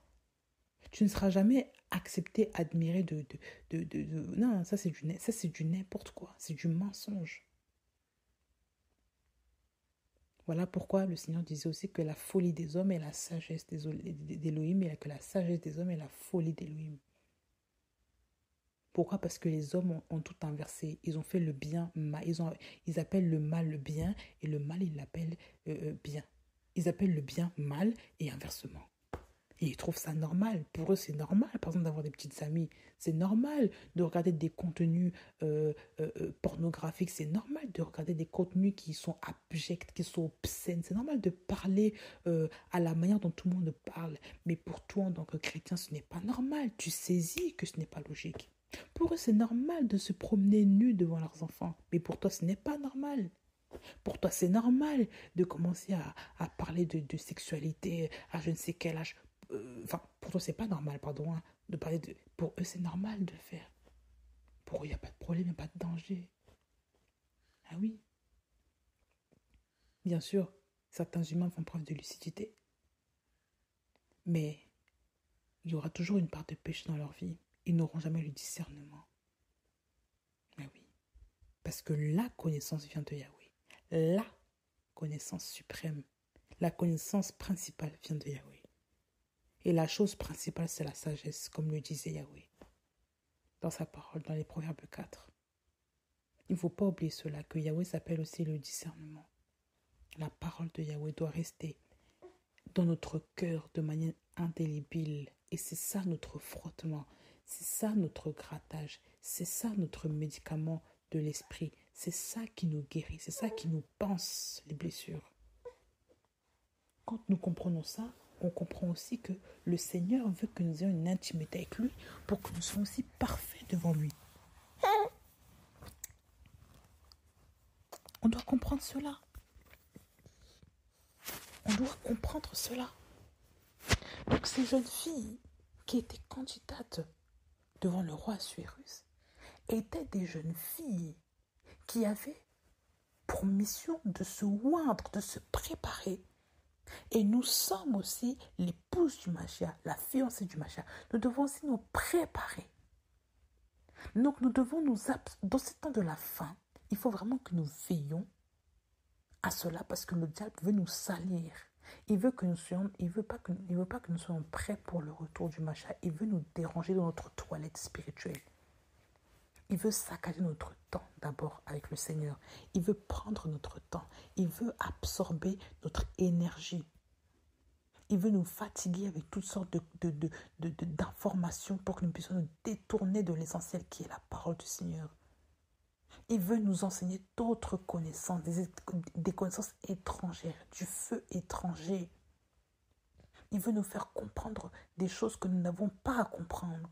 Il veut nous ouvrir les yeux sur des choses que nous n'avons pas le droit d'ouvrir les yeux dessus. Il veut nous enseigner bref, ce n'est pas normal. Le diable veut s'insurger dans les familles. Il veut s'incruster. Il force les portes. Et les portes là, ce sont les portes de tes oreilles, les portes de tes yeux. La connaissance que tu vas recevoir, ça sera par l'information des oreilles, des yeux, tout ça. Les 5 sens là, c'est par ça. Il veut t'enseigner les choses par cela. Et le monde dans lequel nous vivons est un monde qui est truffé d'informations. Observez. Observez juste. Sur Internet, les réseaux, le téléphone, dehors même, la radio. Quand tu allumes ta voiture, la radio s'allume en même temps. Donc tu écoutes des choses et la personne parle vite. C'est comme si tu dois boire vite. Tes oreilles comprennent tout. Eh oui. Les journalistes, ils lancent les balances, ils parlent vite. Voilà ce qui se passe dans l'actualité. Tout est fait exprès pour nous éloigner de la parole de Yahweh, pour que nous puissions détourner l'oreille des choses principales, pour que nous puissions mettre l'accent sur les choses futiles. Parfois, il faut éteindre certaines choses. Il faut éteindre le téléphone. Il faut éteindre les je ne sais quoi. Il faut éteindre. Parce que vous ne savez pas sous quoi vous mettez vos oreilles. Vous ne savez pas quel dépôt vous allez faire rentrer en vous. Quelles choses vont commencer à troubler votre esprit. La Bible dit gardez votre cœur plus que toute autre chose.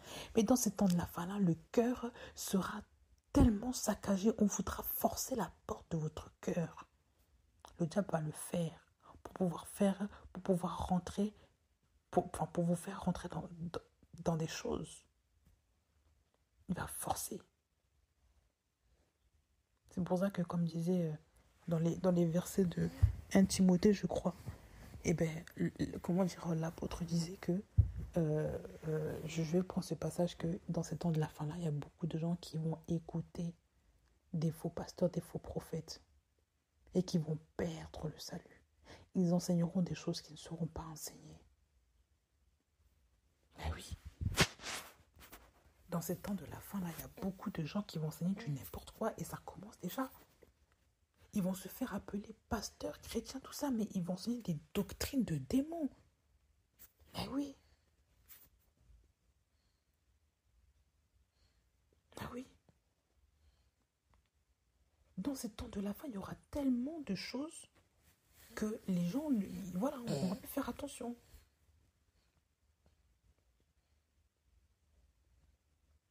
Regardez 1 Timothée 4. 1 Timothée 4 à partir du verset 1er. Mais l'Esprit dit expressément, l'Esprit, d'abord l'Esprit. L'Esprit avec un grand E. C'est l'Esprit du Seigneur qui dit expressément que dans les derniers temps, certains s'éloigneront de la foi, s'attachant à des esprits trompeurs et à des doctrines de démons, par l'hypocrisie de faux docteurs ayant leur propre conscience marquée au fer. Donc il y a beaucoup de choses qu'ils interdisent. Empêchant de se marier, ordonnant de s'abstenir d'aliments qu'Élohim a créés pour être pris avec action de grâce par les fidèles et par ceux qui ont connu précisément la vérité. Regardez, on vous dit au verset 3, empêchant de se marier. Déjà, en parlant par exemple de la doctrine des catholiques, regardez ce qu'ils disent. Les prêtres, les machins ne peuvent pas se marier. Observez, dans quelle Bible est-ce écrit que l'homme que le Seigneur emploie, utilise, ne peut pas se marier? Voilà pourquoi il y a tellement de dérives, de problèmes aussi dans leur religion. Là. Il y a un gros problème chez ces gens-là. Parce que selon eux, le prêtre ne peut pas avoir de femme. Donc, pas de rapport sexuel. Et donc, pas d'enfant. Voilà. Empêchant de se marier. Certaines religions aussi interdisent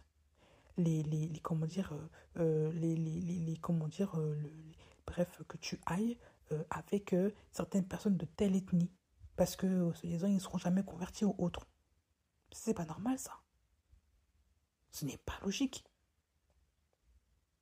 Si par exemple toi tu es chrétienne, tu es chrétienne de telle origine, tu veux épouser un homme d'une autre origine, totalement différente de toi, il est chrétien, tu dois accepter. Tu dois accepter. Si le Seigneur te dit que c'est lui ton mari, ben accepte. C'est quoi le problème? Il est de temps, chez eux ils sont comme ça. Non, tu vas pas accepter ça. Mais oui. Tu as le droit de te marier avec n'importe qui. Enfin, n'importe qui, non, mais je veux dire, le Seigneur, c'est lui qui a créé les origines. Ce n'est pas le diable qui a créé les origines de quelqu'un. Le Seigneur a créé toutes les origines que vous voyez sur la terre. Ce n'est pas le diable qui l'a fait. Donc, les gens, ne vous laissez pas entraîner aussi par les histoires du racisme et tout. Ne vous laissez pas entraîner là-dedans. Ne mélangez pas ce genre de choses. Ou ces gens-là ne sont pas chrétiens, ces gens-là ne prient pas. Mais le Seigneur t'a dit que ce frère-là, il te donne l'aval pour que tu puisses te marier ou avec tel frère, telle sœur. Mais ta famille te dit le contraire parce que se disant, les gens de ce peuple ne prient pas, ils ne font pas ceci, ils sont sales, ils sont comme... Mais non, il ne faut pas écouter ces gens, il ne faut pas écouter ça. Il faut écouter ce que l'Esprit te dit. Donc ça veut dire que le mariage sera combattu à la fin des temps. On vous dit bien ici que ces gens-là, on va empêcher les gens de se marier. Ils vont les empêcher. On n'a pas dit qu'il faut se marier avec des païens, ni avec n'importe qui, mais le mariage sera combattu.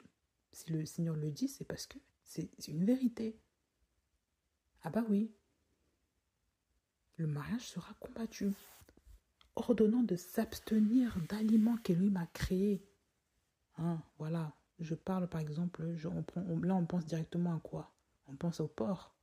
Les gens vont commencer à dire, certaines religions disent oui, il ne faut pas manger tel du porc, c'est haram, haram, ou alors c'est pas bien, comme ils disent machin. Mais en fait, le Seigneur, la Bible ici dit que Elohim a créé les aliments pour qu'ils soient pris avec action de grâce par les fidèles et par ceux qui ont connu précisément la vérité. Donc le Seigneur a donné ces viandes-là pour qu'elles puissent être consommées, qu'elles puissent être mangées. Mais ces gens-là vont commencer à vous condamner. Donc on voit aussi que la religion islamique, eh ben, ce n'est pas du Seigneur. Parce qu'elle te condamne, elle te restreint. Ce sont des faux docteurs. Doctrine de démons, esprit trompeur. Voilà. Ça, c'est tout ça là. Tout le package, tout le vous voyez tout ça là. Voilà. Tout le coffret là. Esprit trompeur, doctrine de démons, faux docteur, donc fausse doctrine aussi. Tout ça là, c'est ce qu'on vous dit là. Les gens, les religieux, c'est ça qui va arriver dans le temps de la fin, ça va être pire en pire. Il y aura de plus en plus de gens qui vont se convertir à ces religions. C'est pour vous dire. Ils font déjà l'annonce, ces religions ils sont en train de faire la voie à l'anti-machia. C'est ce qu'on est en train de voir dans ces temps de la fin, que les gens ne saisissent pas. Voilà pourquoi les chrétiens vont être de plus en plus combattus, vont être persécutés de plus en plus, parce que si vous voulez tenir dans ce temps de la fin-là, il va falloir assumer votre foi délibérément devant les gens. Mais de plus en plus de personnes ne pourront pas supporter la foi des chrétiens parce que les esprits de ces gens-là vont s'agiter. Les démons s'agiteront de plus en plus parce qu'ils savent qu'ils n'ont pas beaucoup de temps. Donc ils vont commencer à saccager, ils vont titiller les chrétiens. Ils vont vouloir les tenter de toutes sortes. Voilà.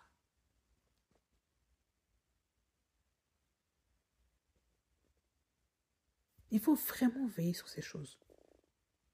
Et au verset 7, il dit encore, refuse les fables profanes et absurdes, comme les contes de vieilles femmes, exerce-toi à la piété.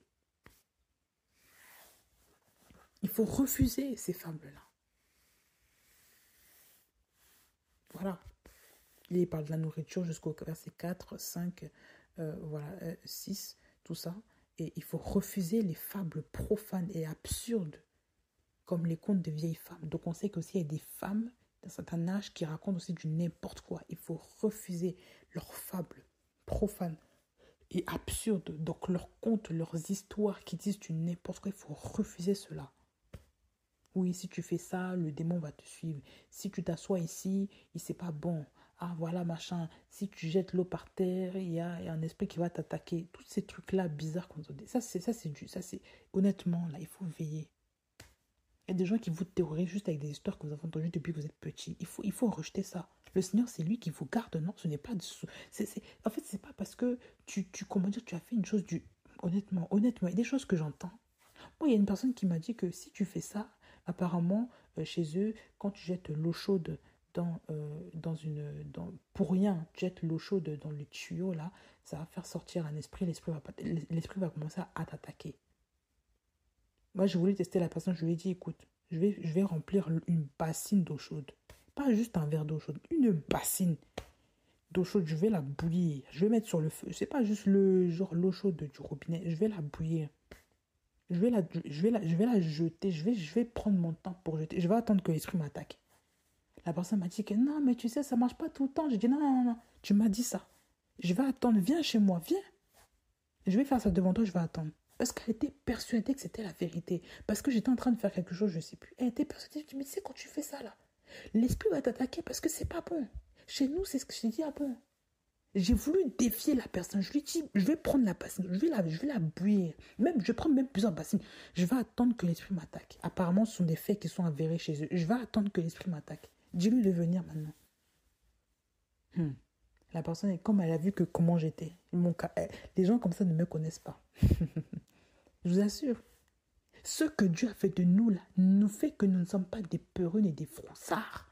On ne peut pas avoir peur de la doctrine des autres, des doctrines mensongères qui vous disent qu'un esprit va t'attaquer à minuit pile. Si tu ne dors pas là, il va venir t'attaquer. Si tu ne pries pas à 3 heures du matin, tu auras l'esprit impur qui va t'arriver. Ah bon? Et le Seigneur qui me protège, il est où? Mon Seigneur qui est tout-puissant, celui qui me garde dans sa main. Ma vie est cachée dans ses mains. Ma vie est cachée en lui. Ton esprit là va faire quoi? Il est le maître des esprits. Il dirige Satan. Satan n'est rien devant lui. Tu crois que ce démon, c'est quoi alors? Et tu penses que si moi je suis caché dans mon El, qui va venir m'arracher de mon Elohim? Qui? Personne ne peut me retrancher de chez mon père. Personne. Nobody. Toi, tu vas faire quoi? Ton esprit là va faire quoi? Je vous assure, j'ai voulu défier la personne qui m'a raconté que son esprit là, que l'esprit bizarre allait venir m'attaquer.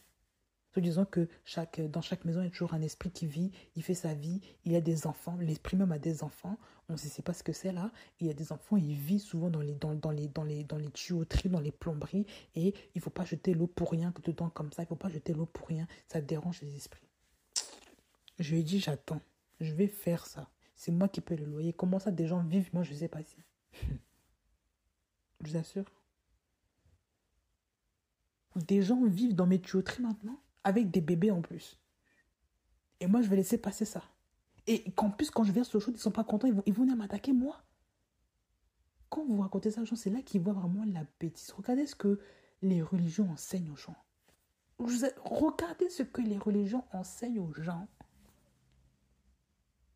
Les discours, mais je ne sais quoi. Honnêtement, regardez. Et les gens entendent ça et boivent ça. Et ils s'étonnent après que quand ils invoquent Dieu, Dieu ne répond pas. Mais c'est normal, c'est pas Dieu qui peut écouter ça. Honnêtement. Il faut rester dans la parole véritable. Regardez ce que Paul même dit au verset 6. Il recommande à Timothée. En exposant ces choses aux frères, tu seras un bon serviteur de Yeshua, Mashiach, nourri des paroles de la foi et de la bonne doctrine que tu as exactement suivie. Il faut que nous soyons nourris des paroles de la foi. Vous voyez la foi Mashiach. Arrêtez de vous nourrir des paroles mensongères que les gens, les faux prophètes, les faux docteurs, les fausses doctrines vous balancent dans les oreilles. Honnêtement, arrêtez. Il y a des gens qui vous disent des choses, c'est complètement controversé, c'est du mensonge. Mais à force d'écouter ces choses-là, vous allez commencer à y croire. C'est pour ça qu'il faut veiller. Parce que c'est de la foi. Nos oreilles, là, c'est de la foi, voilà. On connaît déjà ce passage. La foi vient de ce qu'on entend.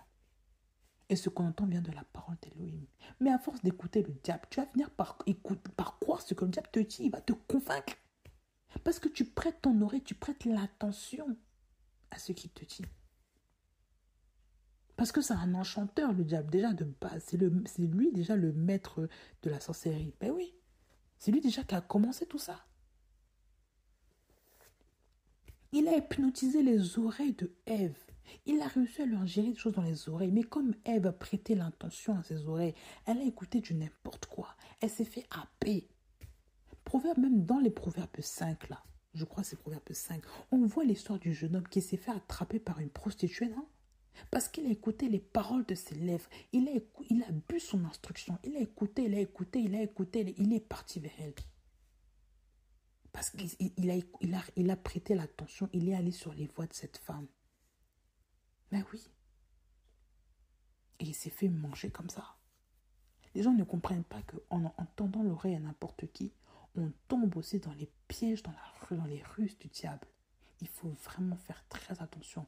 Même le faux prophète, le jeune prophète avec le vieux prophète là, l'histoire là dans... c'est quel livre déjà? Je crois que c'est dans 1 roi 13, il me semble. Il me semble que c'est dans... Voilà, 1 roi 13. Vous lirez 1 roi 13. Cet homme, ce jeune prophète, était envoyé d'Élohim. Mais il a écouté l'instruction d'un vieux prophète qui était menteur. Alors qu'il était vraiment convaincu de ce qu'il lui dit, il avait préféré écouter le vieux prophète. Peut-être par rapport à son âge, sa barbe, son expérience, je ne sais pas. Et il s'est fait happer. Et restez sur ce que le Seigneur vous a dit.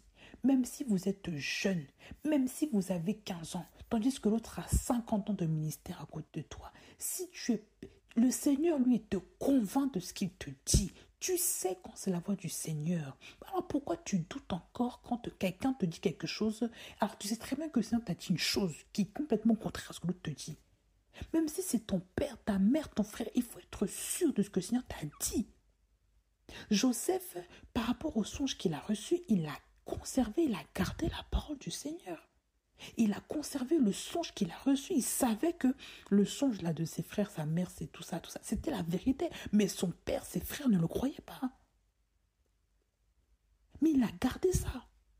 Il a gardé sa foi. Même en Égypte, il a gardé sa foi. Il n'est pas parti avec la femme de Potiphar parce que, soi-disant, il en avait marre de la vie. Il va se décharger un peu, comme certains vont dire. Ils vont comment... Non. Il était resté fidèle devant le Père. Voilà un jeune homme déterminé. Et Joseph était jeune.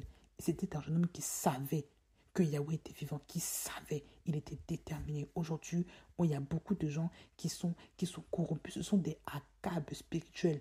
Ce sont des Saül. Ce sont des gens qui ne peuvent même pas honorer le Mashiach. Ils ne peuvent même pas se tenir devant les gens parce qu'ils se sont des corrompus. Ils n'ont pas de caractère.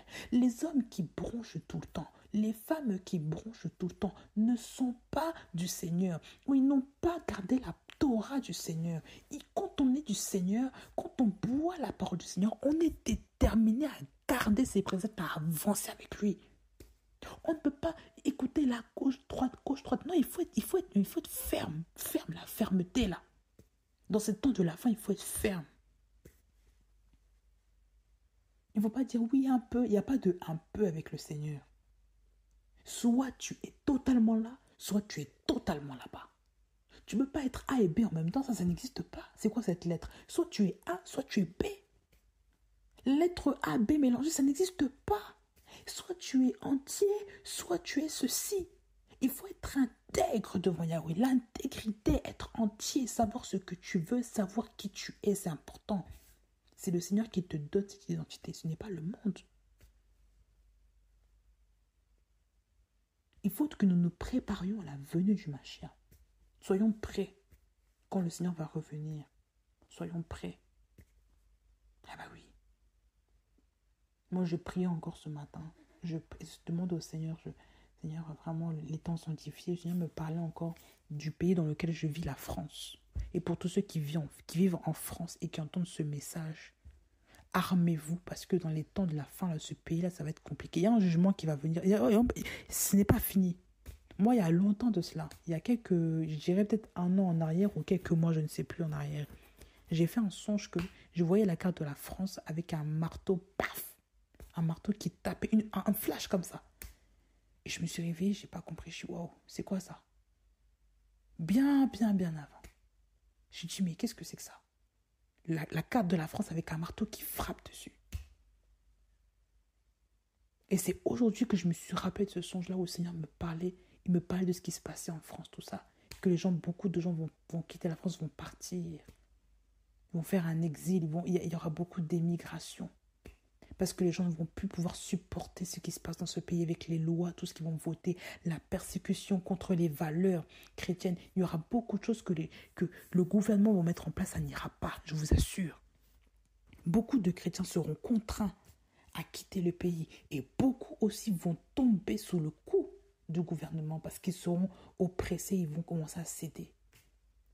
Il y a un jugement qui va tomber sur ce pays, je vous le dis. Ça va être terrible. Bien que nous sommes, pour ma part, je suis née dans ce pays, j'ai grandi dans ce pays, j'ai mangé, j'ai bu le lait de ce pays, entre guillemets, mais si le Seigneur nous demande de retourner de là où nous venons ou d'aller dans d'autres contrées, là où nous serons moins persécutés pour attendre sa venue, eh bien, il faut le faire et nous allons obéir à la loi du Mashiach. Parce que même dans l'origine de ce que nous voyons, nous sommes persécutés sous beaucoup de points de vue. Même sur le point de vue, comme je vous l'ai dit récemment, sur le point de vue éducatif, nous sommes persécutés. Sur le point de vue des valeurs, nous sommes persécutés. Quand maintenant on revendique notre chrétienté, les gens nous regardent bizarrement. On veut nous imposer des choses même qu'on ne veut pas. C'est pas normal. Petit à petit, ils vont le faire. Les valeurs bibliques sont remises en cause maintenant. Regardez tout ce qui éclate en ce moment, même dans la politique française. Là.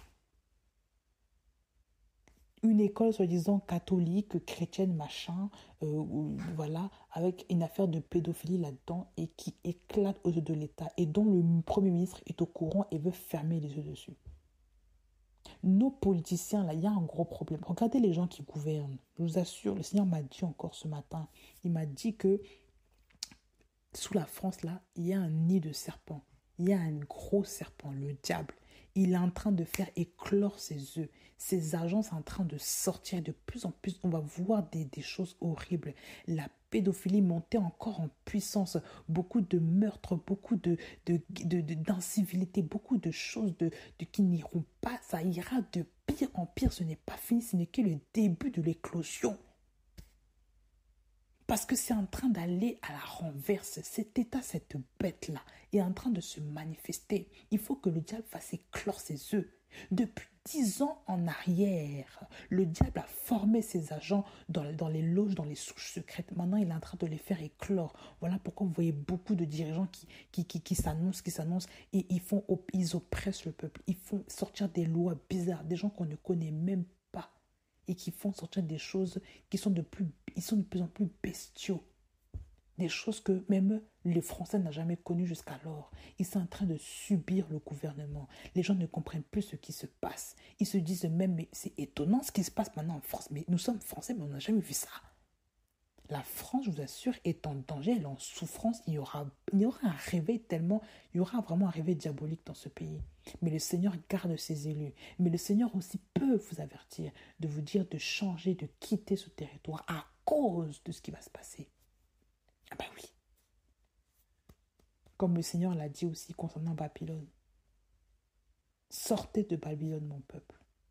Sortez de Babylone pour ne pas que vous participiez à son fléau et à ses péchés aussi. Sortez de Babylone, mon peuple. Sortez de Babylone, mon peuple. Sortez.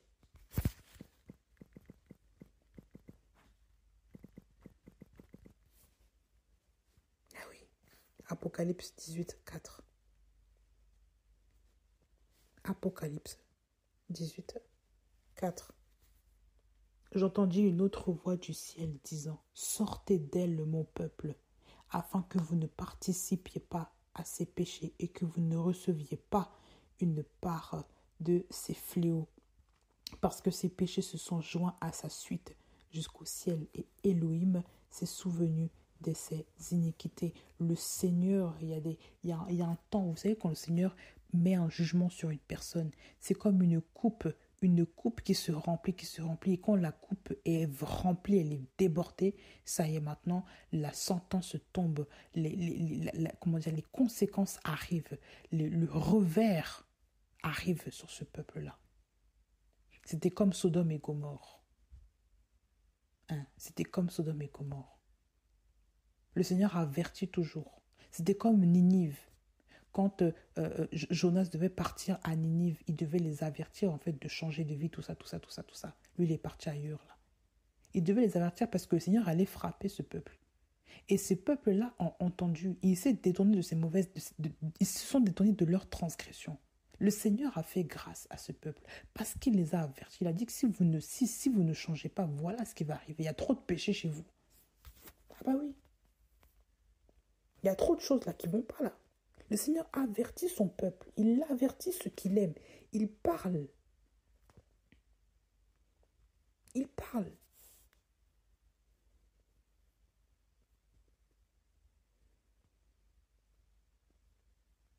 Regardez.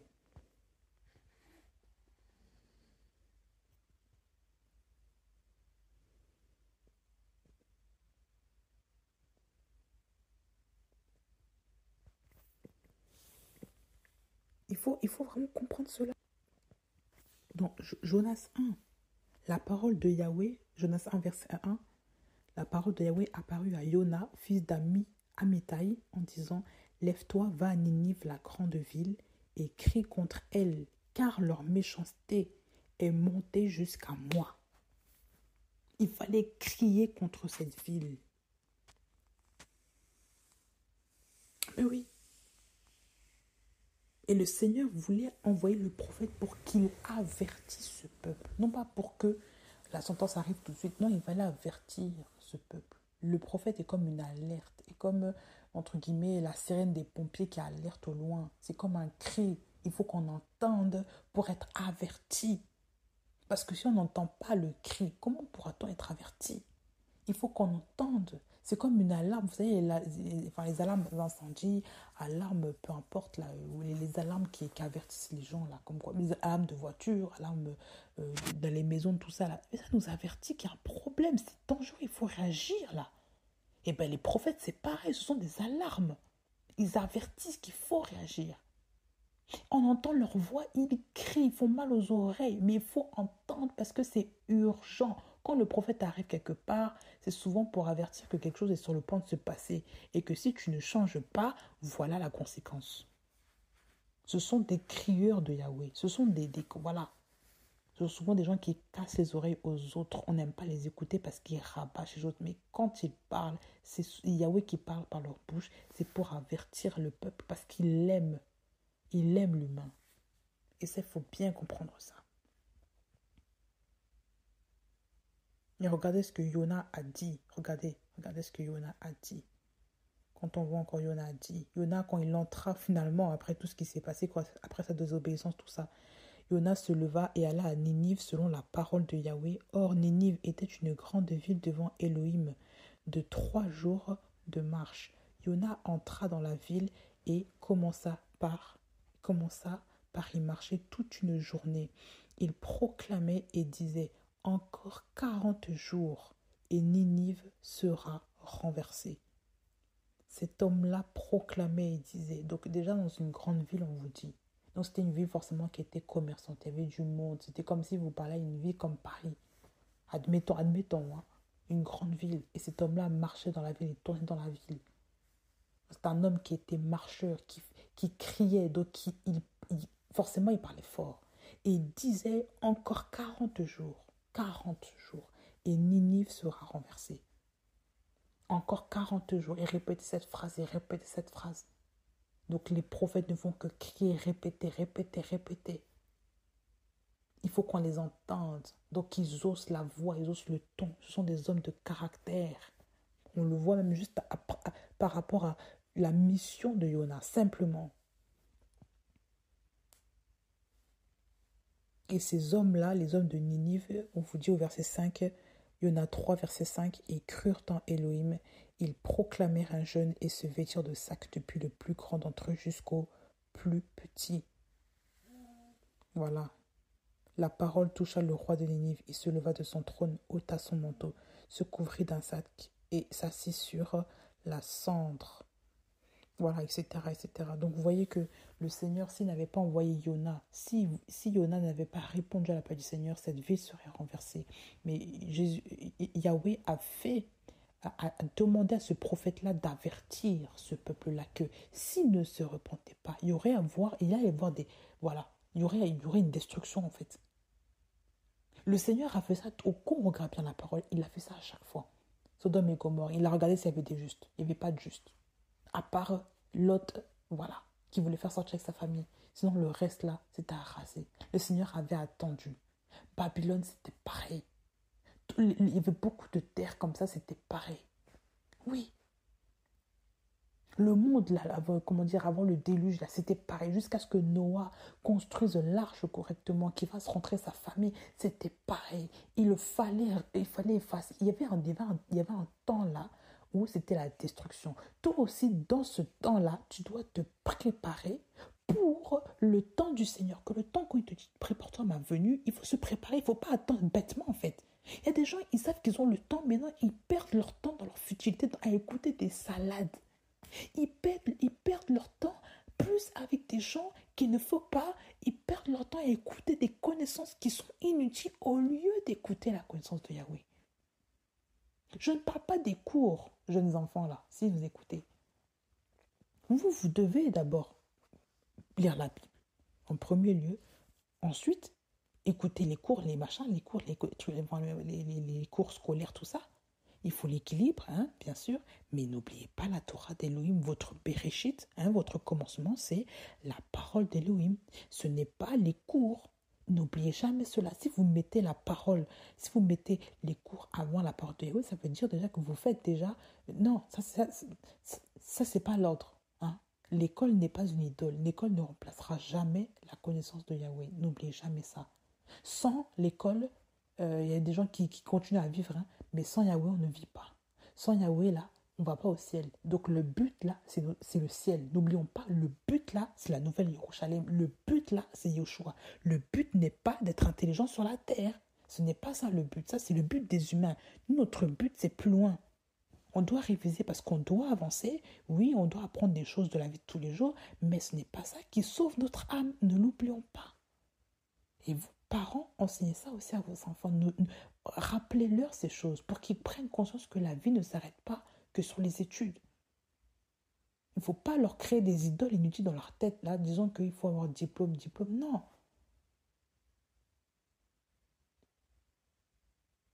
Gardez bien ça en tête. Le Seigneur revient. Le Seigneur veut chercher une église sans tache ni ride. Il veut nous voir propres, apprêtés spirituellement dans sa présence. Hein? Il faut arrêter le péché là, pour ceux qui manifestent encore le péché là.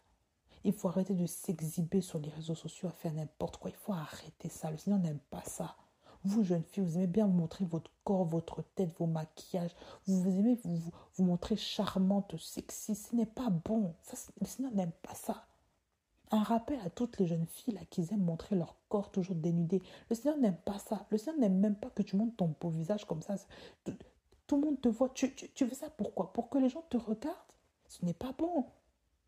Ça, c'est déjà l'avant-chambre de la prostitution visuelle. Ce n'est pas bon. Je dis la vérité. Je suis peut-être cash, mais c'est la vérité.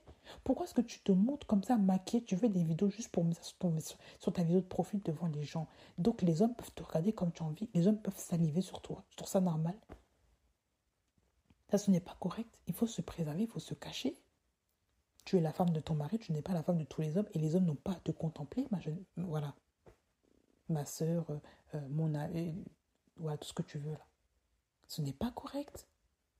Un homme n'a pas à t'observer, te dénigrer, te manger des yeux. Ça ne se fait pas.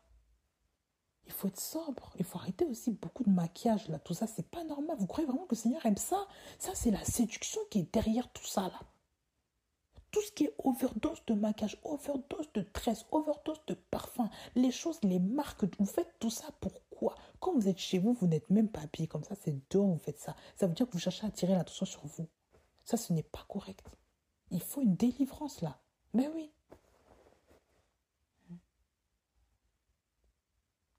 Soyez sobre.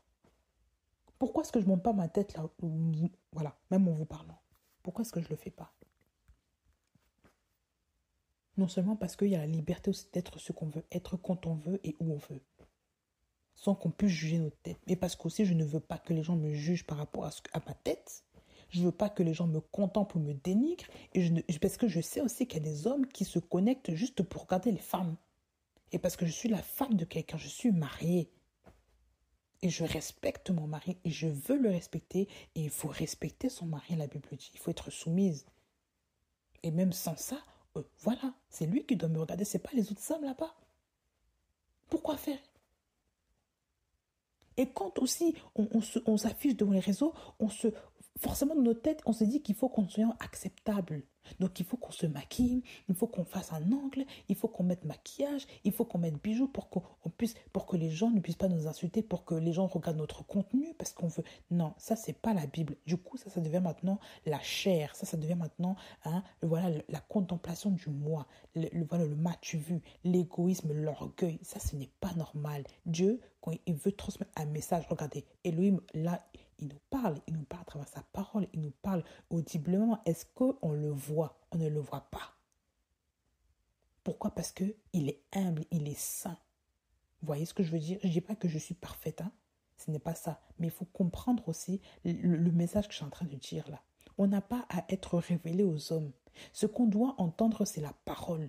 Ce n'est pas la tête des gens qu'on doit voir. Ce n'est pas parce que tu ne m'as pas vu que, voilà, que absolument il ne faut pas m'écouter ou alors qu'il faut m'écouter parce que tu m'as vu. Ça, ce n'est pas ça l'évangile. Aujourd'hui, trop de gens ils s'arrêtent sur l'apparence. Les gens là, s'ils regardent, ils écoutent beaucoup de contenu, c'est parce qu'ils voient les gens.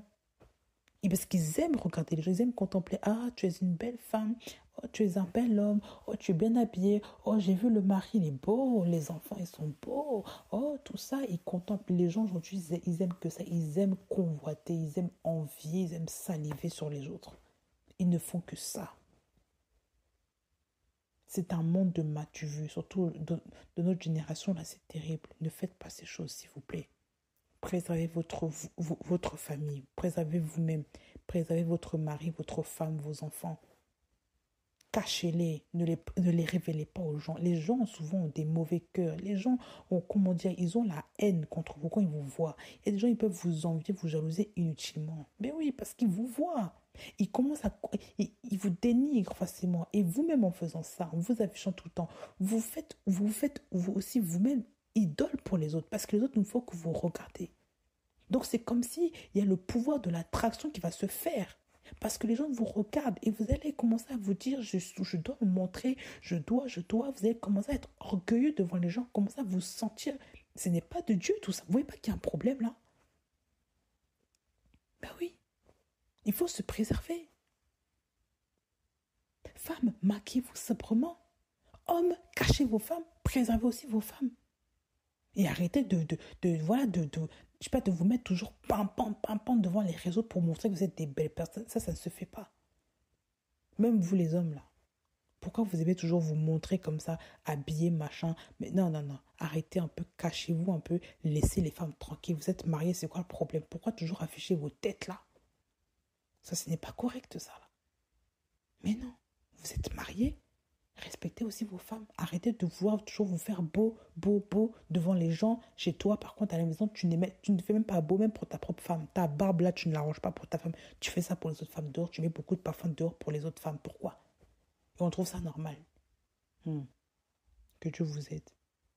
Que Dieu vous accompagne. Que Dieu nous avertisse. Que Dieu nous enseigne davantage. Et que le Seigneur vous garde de tout danger de l'ennemi au nom de Jésus. Amen.